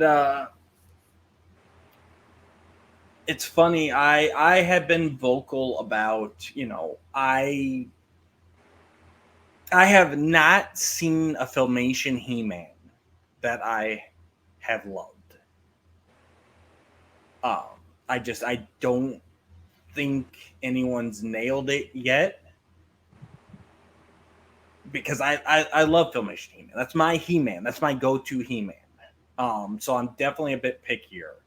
Club Grayskull He-Man was nowhere near that for me. That face was horrid. I still feel that way to this day. But I'm looking at these, and I won't say I'm in love, but I feel that these are the best interpretations I've seen. I would have gone apeshit over these as a kid, definitely. And I don't know what it is, but just something about them. I really feel like they've captured the essence of the Filmation cartoon more than any other toys that have come out trying to. Mm-hmm. And it is, I don't have the graphic here. I don't remember where I saw it. I'm sorry, guys, but it is actually an updated body. It is not just the Origins body. They bulked it up a bit. They redesigned the way the joints work. Like, it is an upgraded body. And unfortunately, I don't have a great picture of the He-Man. This is probably the best one with him in the background. But I want that He-Man. I really do. I'm not sold on I want the whole line, but I want that He-Man. He looks amazing to me. Like, it is actually hitting me in the feels. Like, and let me we'll go back to the Beast Man here just to show the packaging here. And this is a line, if I collect it, I'm probably going to leave it in the packaging. I'm not a big fan of that yellow 80s adventure burst, but I can look past it. I love having the He-Man and the Masters of the Universe logo. I wish, and this is what I'm talking about, where it's so weird because it says down at the bottom their cartoon collection. It's literally the Filmation font colors, but it says cartoon collection, and that's the weird thing where my mind goes, what are the legal aspects here? Obviously, they had to get approval from DreamWorks to do this. The card back literally has Filmation Grayskull as the background, which I love. Why could we not put Filmation on here? These are obviously made in whatever agreement they have with DreamWorks. They have to be. I mean, it's the He-Man logo. It's the Filmation Grayskull. It's those cartoon likenesses.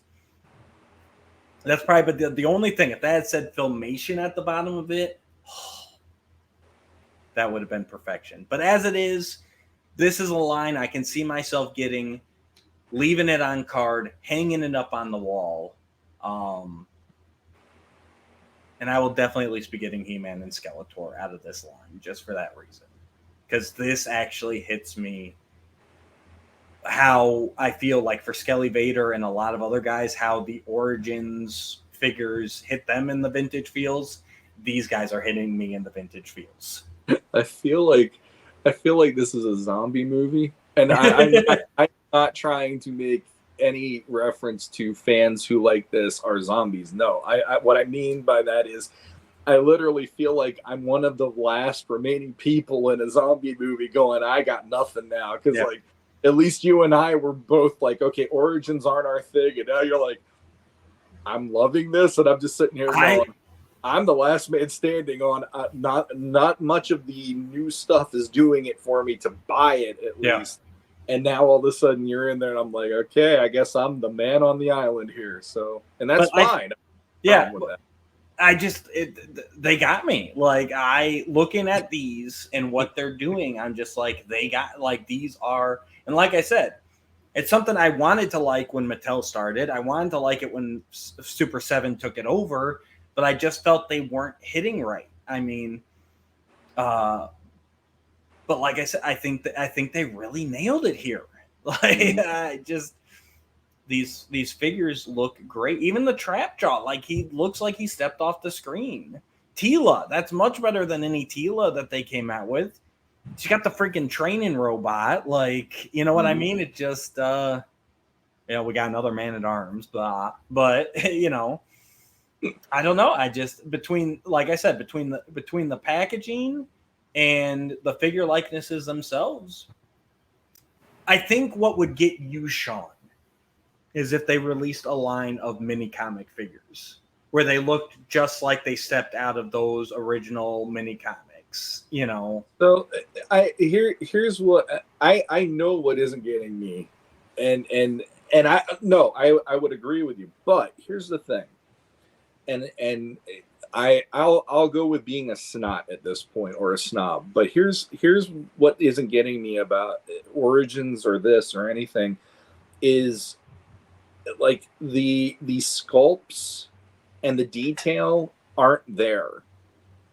And that's something like there are little details, like the detail of the training robot is there. But when I look at the sculpts for these, they are not what I'd like to see. Like, I want more detail in the sculpts, and Filmation won't do that. No, this is what they shouldn't. This is a perfect example of why this should be an Origins line, and the fact they're doing it that's brilliant. The fact that they could do this and create, here's a first wave of every essential character that you needed from Filmation.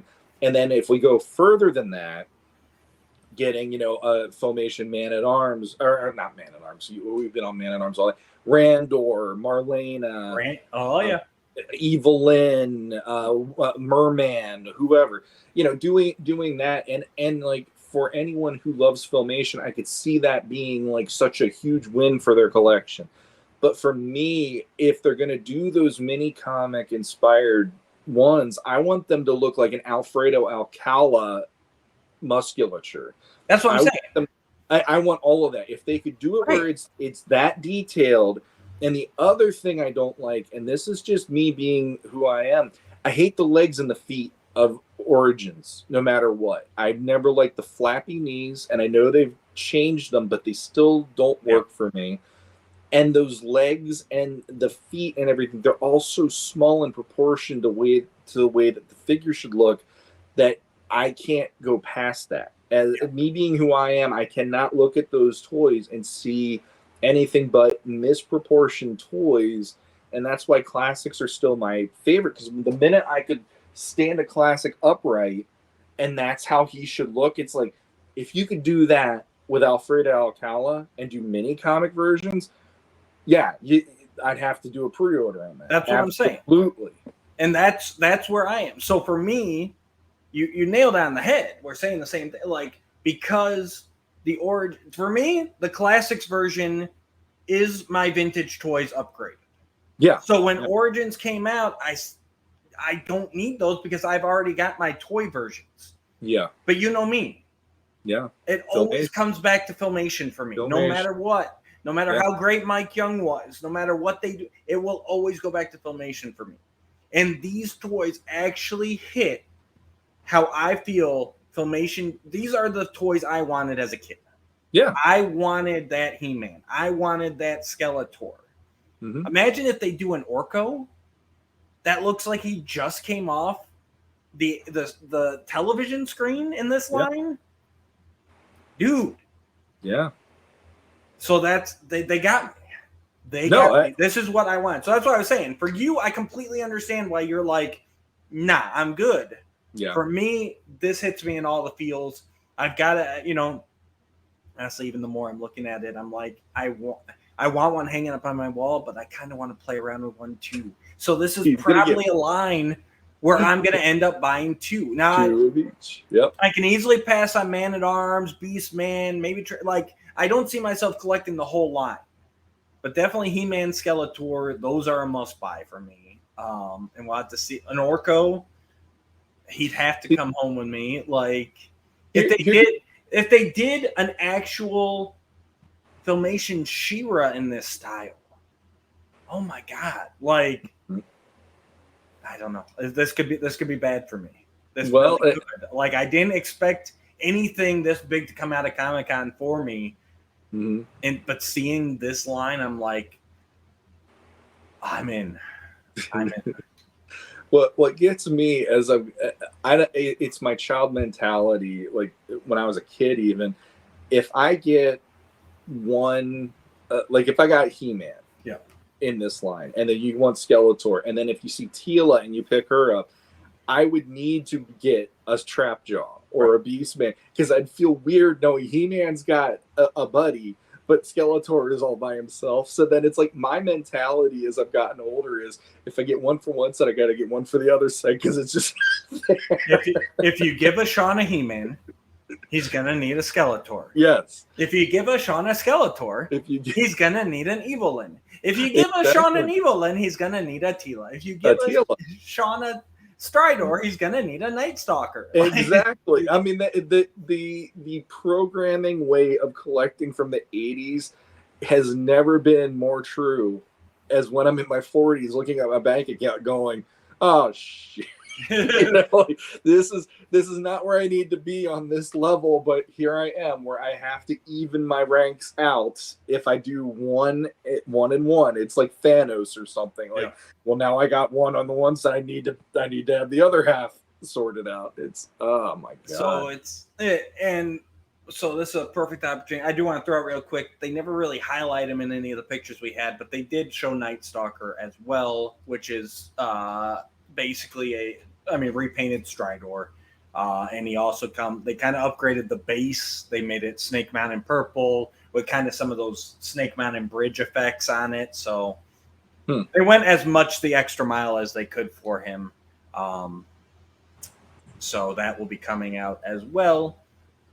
But one of the big news of the con is with them introducing the cartoon collection, not the Filmation collection, because that'd be too awesome, is the news that they're going to completely change their distribution, and Origins will be Mattel Creations. I'm not sure if it's only or like it was a little unclear from what I saw, but basically Origins will be available online only. They will at least be available at Mattel Creations. I'm assuming they'll still be available at like Entertainment Earth, Big Bad Toy Store, and everything. But they will not be brick and mortar anymore. And it is the cartoon collection that will be going to retail, along with Masterverse will continue at retail. And hopefully this helps out the Origin fans, gets it, because I know, especially in my area, it's like my local stores will skip entire waves and then have 2 waves and then skip waves. And like Origins have come out at such a breakneck speed, I don't think any of the brick and mortar can really keep up with them, honestly. But it's definitely a big change, and I hope it works out for all those Origin collectors out there. Yeah, I will admit I was not keeping up with the distribution part of it from San Diego Comic-Con, but if you ask me, with them getting to the last remaining Origins figures from the vintage line figures and Origins, I mean, it makes sense to start doing the online way of buying it. And the idea of at least having He-Man out there on the shelves still makes me have that, like, that's cool that he's still there, because for a long time he was lacking, and that was the only brand lacking from the toy shelves for me in the aisles. But I think that if they're going to do the Filmation or the cartoon collection as retailer options, I think those are going to probably get like sold out off the shelves, because you're hitting so much nostalgia with that more than even the Origins figures would. Exactly. It's like they have like a second win now on the shelves. No, completely agree. All right, so let's see what we got here. Oh, we still have. Oh yeah. So Mondo revealed there, and we know we said that Mondo has to redo all of their. There it is. Their molds to make some money. So they recently revealed their classic version of Trapjaw. Sean, you got more information about this. You talked about it for a minute. Sure. So basically they did this. It is a Filmation-inspired version of Trapjaw, and it will be a PowerCon exclusive this year. So I know there were a lot of people this past weekend who were really excited about this, wanting to know more information and stuff. That is pretty much all that I got out of it. I didn't hear anything more, but yeah, PowerCon exclusive, and it will have the more Filmation-esque color scheme. There is a new head sculpt to make him look more Filmation inspired, and a lot of the Mondo-esqueness of the trap jaw that we just had as a pre-order is now being turned into Filmation-esque. So personally, it's not a figure that I would need on my shelf, and it's not even a Filmation hatred or anything. It's more of me just looking at that, and I prefer the black armor and the black arm and everything for Trapjaw. That's more my speed, but it is cool that it is an option and it's out there for those of you who are very Filmation centric people and want to have that now as an option. Just like they did do the San Diego Comic-Con Prince Adam that I know we covered in previous episodes, and again, a more Filmation-esque, which I'm kind of curious whether or not that's going to be something that they start pushing with Mondo now that they've gone that route. Adam was a little more designed in the Mondo aesthetic, but it's still Prince Adam. And there's definitely enough about him to make me feel they could start doing the Filmation version of some of these figures as well, just like Mattel is doing it. So we'll have to see as things go forward. But it is a cool reuse of the Trapjaw buck that they did and the figure. And honestly, the face on this one is pretty decent. So I agree. It's it's one of those things they've always got to redo it. Well, the thing that I brought up while I had to step away was the fact that we have Mattel now doing the cartoon collection, and now Mondo's doing this as it's an exclusive for PowerCon this year, but they have already done the Blue Hordak. They have this. Prince Adam, even though he's a little more overly designed, still is Filmation. Yeah, so there is a part of me that's like, well, what are the chances that they might want to go down that rabbit hole and do a whole, let's start doing Filmation-inspired versions for Mondo? It's that easy thing because you've got to reuse that mold. Mondo's never explicitly said it, but they do it every time. Every figure they release at least twice. Yeah. You got to make your money back on the tooling and everything, especially Mondo that uses a lot less shared parts. You got to get those parts out at least twice, obviously, and it's an easy well to dip to. Yeah. I do like the fact that they did change up the loincloth. They used the fur instead of that longer plated kilt thing. So they do some stuff. Even I have no idea what it's on, but what number it was, but my wife is going to kill me. When I was on there, I brought my blue Hordak and we compared it to Steve's gray Hordak, and there were definitely some differences. They don't just do repaints, so that's nice. At least they're going to re-release them, but they're going to do some tweaks and everything to make it. They could easily just do a straight up color, a deco change. Mm-hmm. But they still take the time to give you little bits to make it worth your while. So I appreciate that. Yeah. All right. I think the only thing that's left then is Revelation news. First off, I want to let me share this screen instead. Someone had called out, obviously, there was Netflix / Sony live action movie news. We are actually going to cover that next episode. We're gonna get a little deeper into it. But long story short, the live action movie, how do I want to phrase this? It wasn't necessarily canceled, but Netflix has said that they are done being a part of it. It has gone back to Mattel, and Mattel is looking for another studio to partner with. No big surprise to me, but I did just want to throw that out there right now. We'll get into it more in depth next episode because we felt the San Diego news took precedence. But I did want to throw out there, it's not necessarily canceled. Just Netflix has said we're good. We're not gonna have a part of it. Mm-hmm. So somebody here threw out Larry Bernard. I don't even know who that is, but they do have a verified blue check mark next to him.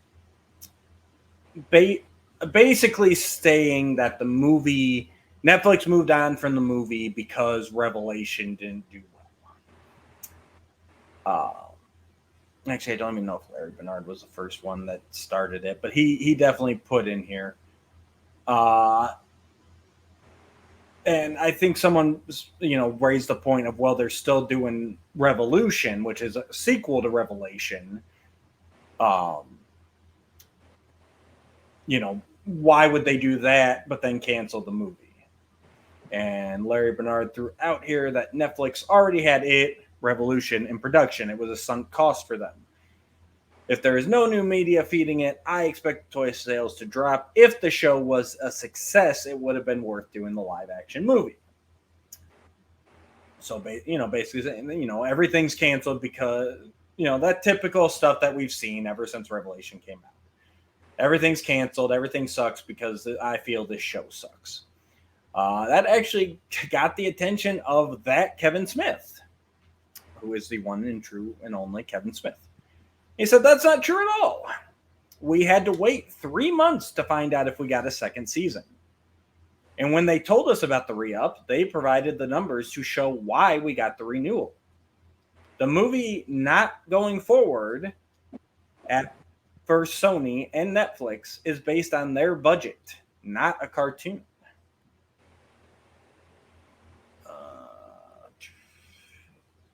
He goes on to, because I believe it's on Twitter and they got the character limit. He goes, our split season was 1 and 2. Revolution was never part of that budget and had to earn a green light only after it proved it could perform. Good Lord, I know you want your narrative to be true, but it's conjecture by someone who watched and hated the show, not financial facts. Larry Bernard comes back. They had a contract for more than that. Remember the kids' show? A contract was built in with a low season 2 threshold that it would meet on the first episode, which is why they murdered Adon. Can't even spell Adam right. I don't take you seriously, Larry. And Kevin Smith comes back. That's not true at all. Also an oddly childlike understanding of how the business actually works. So Larry's saying that season 2 would get greenlit if they had good numbers on episode 1 of Revelation, which does make absolutely no sense. Brian Q. Miller jumped in. Yes, while each project can somewhat influence the success or failure of each other project, none are strictly contingent on one another. Different contracts and terms and teams for each. So just wanted to throw that out there because I think it's important. Like, you get lost on it. A lot of people want to say everything's tied to everything, but the live action movie has always been its own thing. So, and like you said, that was originally at Sony. Then Netflix picked it up. I mean, they've been trying for 20 years at this point to get this movie off the ground. But I just want to throw out there, like, guys, stop the bashing. If you don't like Revelation, you don't like Revelation, but stop blaming it for all the world's problems. It came, it went, you either liked it or didn't. Regardless, it got another season. Yeah. Which means it got the numbers. Yeah. Well, honestly, in a timely manner here, I haven't seen it or anything, but everything that has gone right with the Barbie movie releasing over the weekend has me curious to see what is going to be down the road in the next couple years anyway, because that movie did amazing numbers over the weekend. Yep. And it's not slowing down, and it's one of the first Mattel IPs that is really knocking it out of the park out there. I think it did better numbers than Spider-Verse even.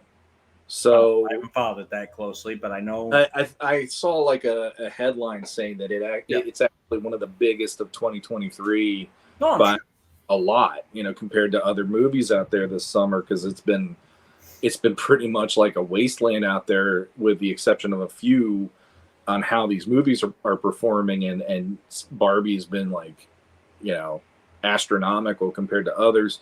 So that might lead to some clout going forward to maybe doing something for Masters, because now Mattel has a little bit of a foundation with an IP going well in the movies. But it's when you're saying something's in post-production and all you knew was there was one guy cast in it, it really does make you just go like, I'm not believing anything till I see it. So maybe we'll see something in the next couple of years. And we'll go into the movie news more next week, but definitely we'll get into it.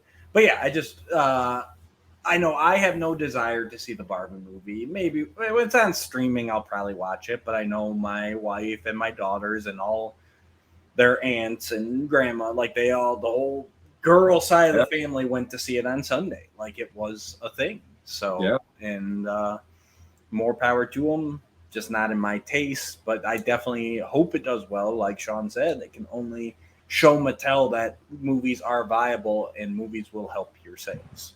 Mm-hmm.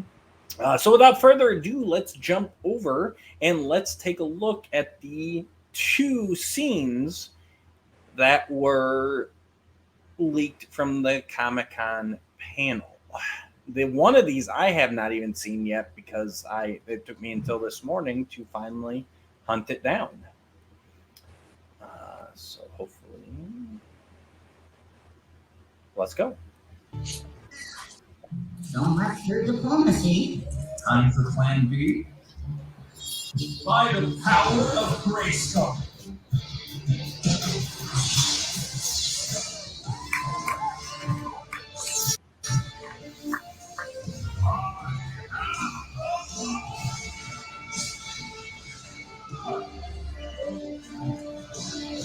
Oh, that's good.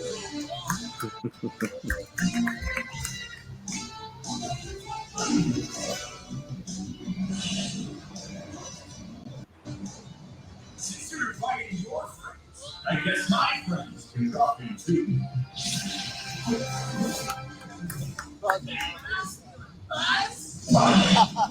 Yeah. There's your boy. That's awesome.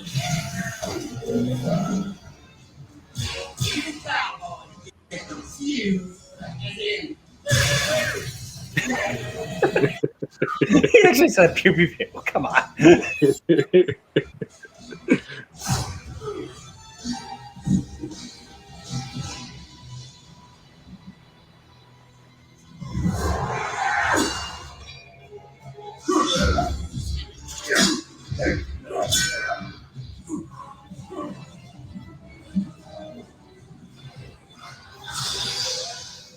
Take a break from the coop, coming your way.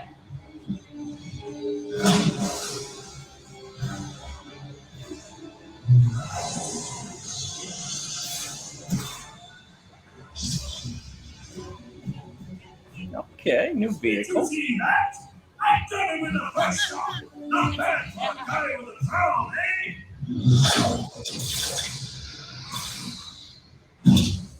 Goodbye, soldier. Commander is always lends a hand, Your Highness. Hope you love the blood pressure. Commander myself. Starflight, with me.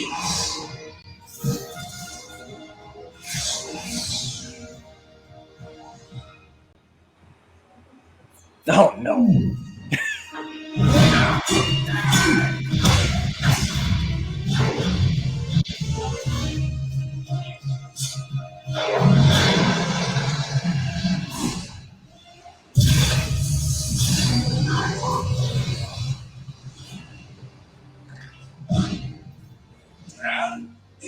fully behind you, sir.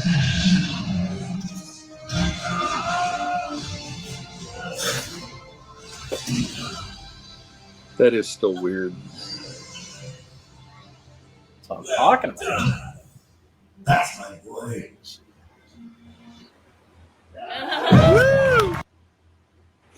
All right, let's pause it there for a second. Yeah, that's the one that I hadn't seen yet. So, wow. I agree with you. It's definitely weird with the identity being gone. I don't know if I like it or not yet, but I know we saw a little bit of that towards the end of Revelation, but like it's interesting that King Randor is there. I like that he's there because definitely, obviously, the early rumor was for this series, King Randor is going to be dead, and it's going to be like the vacuum after that. So seeing him prominently in that clip gives me some hope that like he's going to survive for at least a while. I don't know if it's obviously the audio wasn't great with it being a recording of a presentation in the hall, but I'm curious if that's Diedrich Bader still. It didn't really. Like. You think so? Okay. I just because of the echo and everything, I wasn't sure. But it was great, obviously, seeing Snout Spout, Real Blast, pew pew pew. It's that kind of stuff that's fun. And that's whenever I talk about just lean into the campiness of Masters, that's the kind of stuff I'm talking about. Like, just have fun with it. This scene right here already feels like more of what I wanted to see from Revelation. Like, you have all these characters, like, just have them. Throw them in for a battle, and let's just have some fun with it. And that's definitely what I got from this, is we're definitely going to be a little bit more old school with what's going on. Yeah, but no, I agree with that completely, because when I watched that, when was that, like Friday or Saturday when it was leaked, I was like, this is so much more the way I hoped that anything would have gone with that series. Like there's little moments in Revelation that I really like. Like I still got chills even just watching the intro to the show. Yeah. And having all the box art be part of like the mythology and stuff like that. And the final episode was definitely one where I'm like, this is what I've been waiting for. So the fact we're seeing that with that leak made me at least go, okay, you know, I need more of this. And I love that you're just getting whoever's along for the adventure is showing up. I mean, the fact that freaking Rio Blast is even animated now is killing me. I mean, that's great. And I mean, we saw the Andrenids at the end of Revelation. So then in this one, having Buzz-Off show up is also pretty cool. And the minute Snout Spout came out, I'm like, oh, Matt's going to just be smiling from ear to ear. Yep. So, just have some fun with it. Have some adventures. Like, let's go. Absolutely. The one thing that gets me out of what you said, though, is watch this be the first 10 minutes of the episode, of the first episode, and then like whatever happens after that is what leads to Randor not being there for the rest of it. That's possible too. And it just being okay. So that's why we put Randor in that scene, because he's not in it the rest of it. It's the He-Man syndrome. Yeah. Instead of it being He-Man, this time it's now Randor that's the guy that's gone. It's possible, but I don't know. Just like I said, just seeing him there and the fact that what I could pick up there, and obviously I'm going to watch it again and again, pumped up and everything else, but just what I caught there, it definitely felt like we were more in the middle of something. You know, Adam's like, Orko Adam was like, diplomacy didn't work, huh? All right, we'll have to try another way.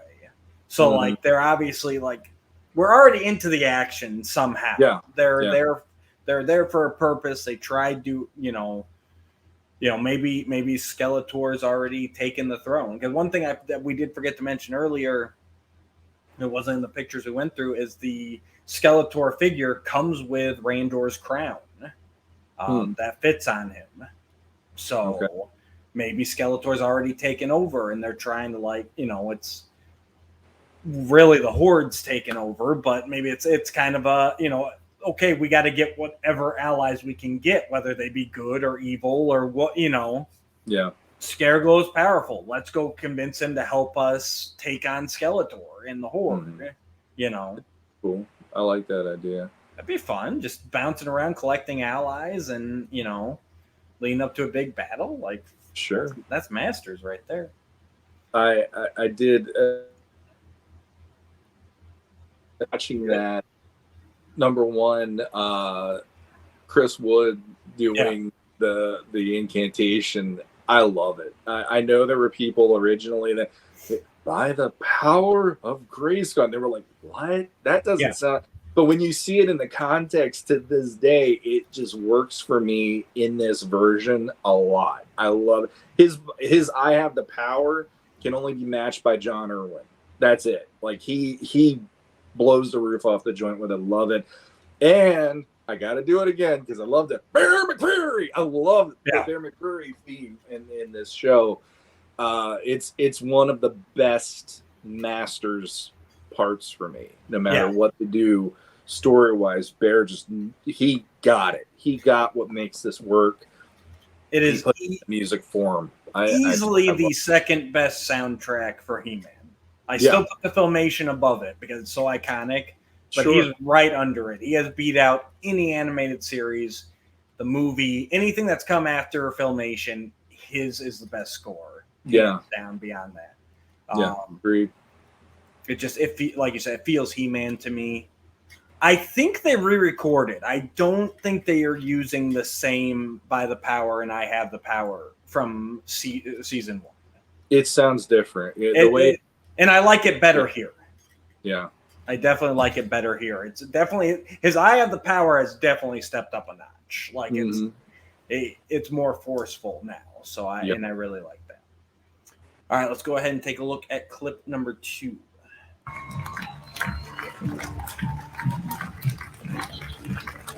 All of my silly spells and idiotic incantations. No, my children, I blamed only me. But the moment I surrendered myself to the technological touch of my one-true mother, I realized the futility of my failures were not my fault, so much as they were the folly of fate in magic. And now that my mind is open, I only trust what I see. And all I see is my Lord. Glory be to the Lord Almighty. Well done, Skeletor. You honor your mother as well as your father.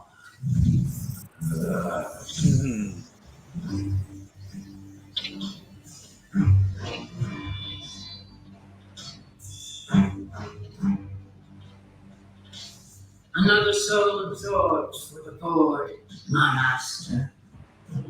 And what about Skeletor? After decades of desertion, he has seen the error of his ways and serves only us, my lord. He is now a worthy acolyte of the Horde. Masterful Mistress Motherboard, you have succeeded in that which all others have failed me. And so, the Eternian conversion continues. Make manifest my machinations, my wrath.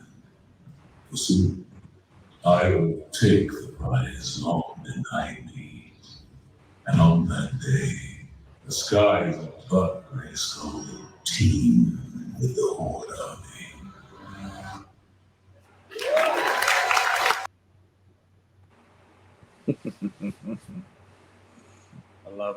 I love it. Got to see my boy Too Bad. I like that Skeletor, motherboard feels he's on board, but she mentioned his father and he got a little grumpy there. So I like that nod that, Skeletor's not just going to be a mindless servant here. He's definitely still got his own stuff cooking up there. And obviously that clip is where I definitely noticed the eye, how it's more of a power symbol than a pupil. So, No, I mean that clip for me was cool to just go, okay, here's I don't think anybody had a doubt that Keith David was going to be bad as Hordak. He's definitely going to be great, and that's amazing. good. Like if I can't think of too many other voice actors that I would have been like, it has to be him or whatever, and that works. And it's weird because it kind of is. It's like a more realistic George DiCenzo, really. Like if you take off the snorting, which I know you hate. I absolutely hate the snorting. Yes, I know, but that's how George always like Hordak was more the yes, he had to be goofy, but his voice, he always played it, like he's not just a Skeletor knockoff. Like I still feel like Keith is in the same family as George in portrayal of Hordak. You know what I mean? Yeah. Like I could see that. It's a more realistic version. Took out the snorts. Unlike, like we said for, dang it, mind freeze, the Batman, Kevin Conroy. Okay. May rest in peace. Great voice actor. But when he took on Merman, it was Kevin Conroy doing Merman. Like it wasn't like we even said at the time, he could have done a Merman-esque voice without the but he still could have been in that vein. I guess that's what I'm saying. Like Keith still feels like a Hordak. Yeah. Even though it's Keith David, Absolutely. So I appreciate that. Yeah. And I mean, I'll be pumped just to hear a Hordak that doesn't do the snorting. So that I hope he gives us one or two. If they do something where either something catches him off guard or like he says something and a He-Man says something back at him and he's like, like he does something like that. Yeah, like if it's a pissed off, like, yeah, or a snort where he's mad and he, like he's about to go into battle and you just hear like a kind of a thing. That works. But when it's every time he has to open his mouth, he's snorting like on the Filmation. Like as a kid, I'm like, you are undermining a character that actually I think is really freaking cool with that. It drove me crazy. So, yeah, and I mean, honestly, like the whole idea of Motherboard in general at the ending of Revelation was kind of a nightmare fuel for me. It's that you're getting taken over by it's possession. It's literally like the Exorcist movies for me freaked me out because the idea of something taking over your body and you can't control yourself. So like that is definitely an interesting beginning to this season of how are they going to handle that. And if you ask me, anybody who's taken over by that could defeat it will be Skeletor because the dude is just Skeletor. Yeah. So he's already defected from the Horde once. I mean, and you get that history just in the few lines in that scene. Horde, you've succeeded where others have failed. Are you sure Skeletor's under our control? Like even Hordak's like, I don't know, man. Like I thought I had him when he was my apprentice, and and I always love it when they, because it's so easy to make. And I feel like the Horde was originally introduced like that mini Horde, in the rock formation with the tree in the woods. They were just like Skeletor light. I like when the Horde is the big army, all the Horde troopers, all this. And even from the original concepts, there's always been the mind control aspect that people are loyal to the Horde. Skeletor, he uses charisma. He uses his, he tries to trick people and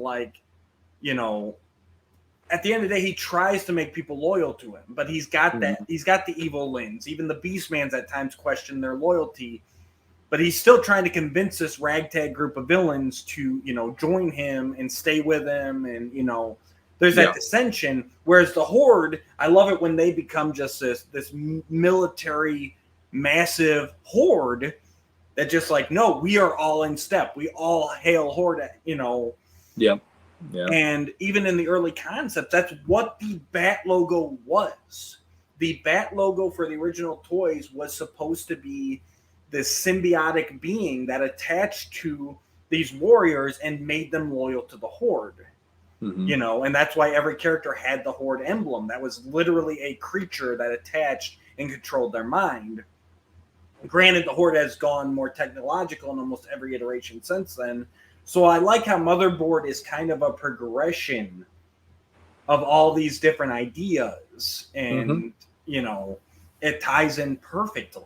And I like seeing that Skeletor is the one who's strong-willed enough to be like, no, fuck Hordak. Well, the other thing about it, I never even thought of it until like we started recording, is the idea of Motherboard being the way that she is makes me wonder if they're going to start going into like a technovirus thing like they had in the original ideas. That's what it is, basically. I mean, you saw it with Too Bad and Trapped. That's how Skeletor guys upgrades. Yeah, that's basically the evolution of the technovirus idea as well. So, yeah, it's going to be fun to watch. Overall, I liked Revelation. I have my issues with it, but overall, I liked it. And seeing these couple scenes have really made me go like, I like where they're going. Like I am more pumped to see Revolution than I was after seeing these two scenes, because I think they're finally found their footing in this universe. Mm-hmm. And agreed. As long as they stick away from trying to say that it's a continuation of anything, which was my biggest problem with it. You can't say it's a continuation and then mishmash continuity. But now that it's coming into its own thing, it seems to have a clear path going forward. As long as it doesn't take itself too seriously, I think it's going to be a fun 5-episode ride, and hopefully we'll get more after that if this is successful. To me, more He-Man's always a good thing. Sure, I can agree with that. I mean, I have like you said, I have my issues with Revelation, and I will always feel like I wish this could have just started as its own thing, and have this as its version of all of the characters, so then I can learn about them as I go. Yep. Versus how they started it out. So, I mean, I hope they keep it on a personal level this time around, because I know you've said it tons of times, but this world or universe ending storyline stuff can only be done so many times. We've done it. Let's do something that's more personal this time. Let's do something that's a little more in keeping with what Masters has been versus, the way it was. So we'll see what happens. No, I'm pumped. I'm excited. Sean, I think it's over to you. I think we just got a couple posts to go over, and that'll be a show. So I did the question comments post last week, and we'll start off with Jacob Hicks. He's asking, any Moss Man in your area? Last time I went to stores, I have not seen any yet, but I've definitely in the past couple of days online, I've seen more popping up. So it seems like and I think someone even said that either the 31st or the 1st, July 31st or August 1st was the street date. Because I know at least one person said that they found him, but they couldn't buy him yet because it was street dated. So I definitely think the ones that are out there are definitely a case of leaks, mistakenly stocked ahead of time. I think within the next week here is when the majority of us will see ours hitting shelves. Yeah. I don't get out enough. So I don't really have an answer for my area, but I have seen even, I want to say it was this morning, Toy Huntress is trying to hunt one down. I can only guess who that's for. Probably just to break it in half. Well, if it went to Kurt, it's possible. But no, I have not kept up with much in my area, but I have seen online it is definitely building traction for being the next must-have figure for. Yep. J-Mac wrote us in. What's up, J-Mac? Welcome to the show. Well, he asked, would love to hear your reaction to the new Masterverse reveals announced at SDCC. And I think his favorite is Snout Spout, because he says Snout Spout looks great specifically. So there you go. J-Mac, while I love your enthusiasm for Snout Spout, and I thank you, did you not pay attention We literally just went over all of the reveals. Yeah, we Come shoot on, guys. ourselves in the foot on this, huh? Get it together here. Get it together.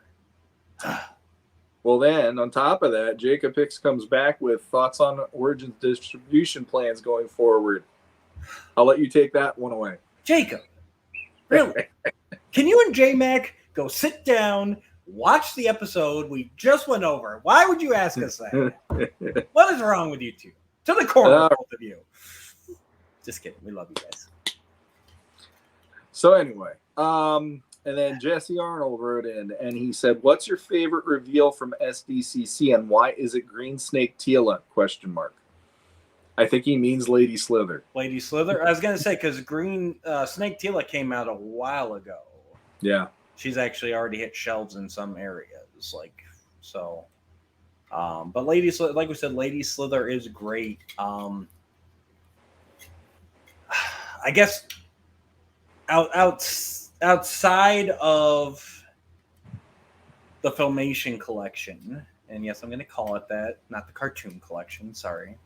Obviously, Filmation collection is high there, but other than that, I would have to say the Masterverse Snout Spout, just because he's a favorite character of mine, and even beyond his gloves, I'm really excited for him, and I'm glad that he's getting released, because he's one that he's on that cusp where I love him, but a lot of people just automatically disclude him, and he gets passed over a lot. So could have been Cyclone if they'd done a more accurate face. Just saying. What about you, Sean? What was your favorite? Oh, I mean, honestly, when it comes to Masters, I'll give it to you. I'll give it to you with Snout Spout. Out of those reveals, he actually impressed me that much. And I do think that the Battle Armor He-Man, if posed correctly, would have been quite an interesting looking figure, because I always love that look. Mm-hmm. But I'll go with that. But I would say one of my favorite reveals overall we did cover already was Crystar, just because I didn't expect that to be a thing ever. Sure. So I'll still stick with that as my overall for SDCC. I love it. So then, and there was one other one. I think we can ignore that one. Okay, we'll ignore that one.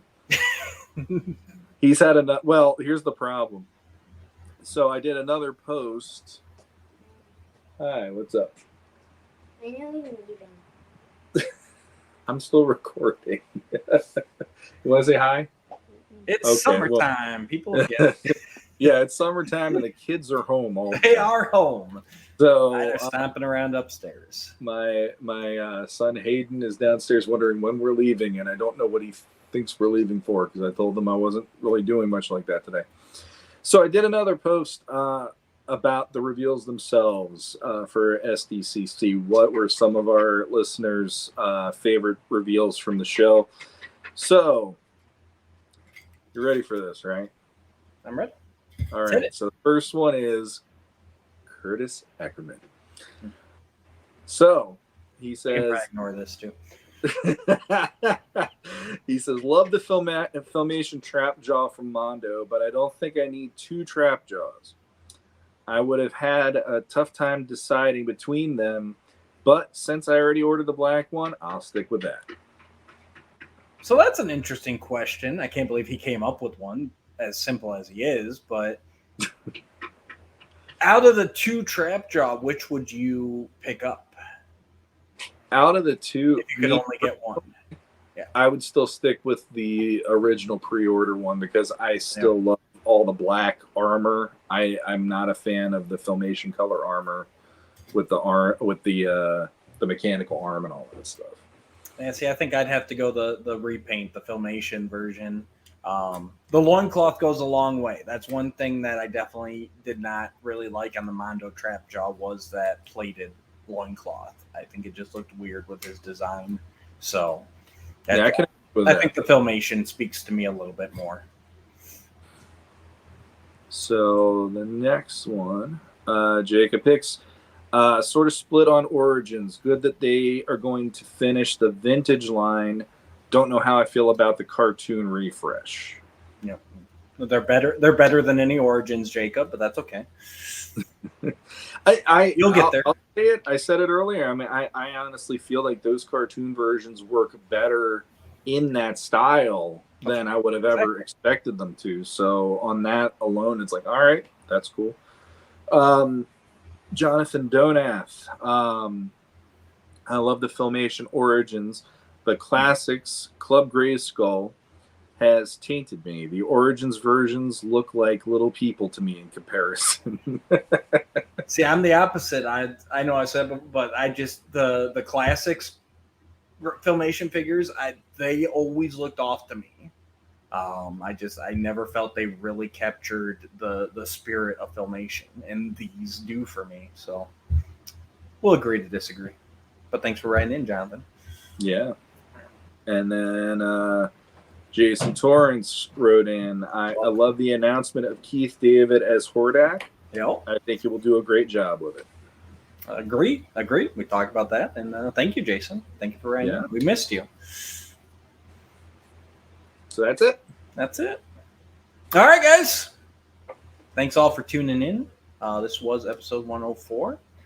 If you could do us a favor, click all those buttons down below, whatever platform you're on. Obviously, YouTube, spread the word. We're still chasing 1,000, so share it. If you got somebody in your life who likes Masters, likes Toy Talk, likes two dudes, one of who is bald, like whatever they're into, share us their way, and let's get to 1,000 already.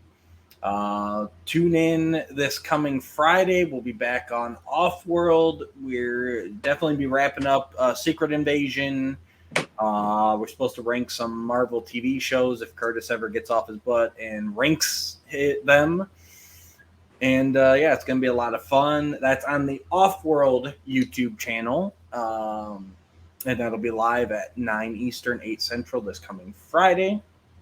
If you're on the audio platform, go ahead and give us a rating there too. We appreciate it. Reviews if your platform accepts it. And yeah, we appreciate all of you. And until next time, go buy some new toys. Oh, come on.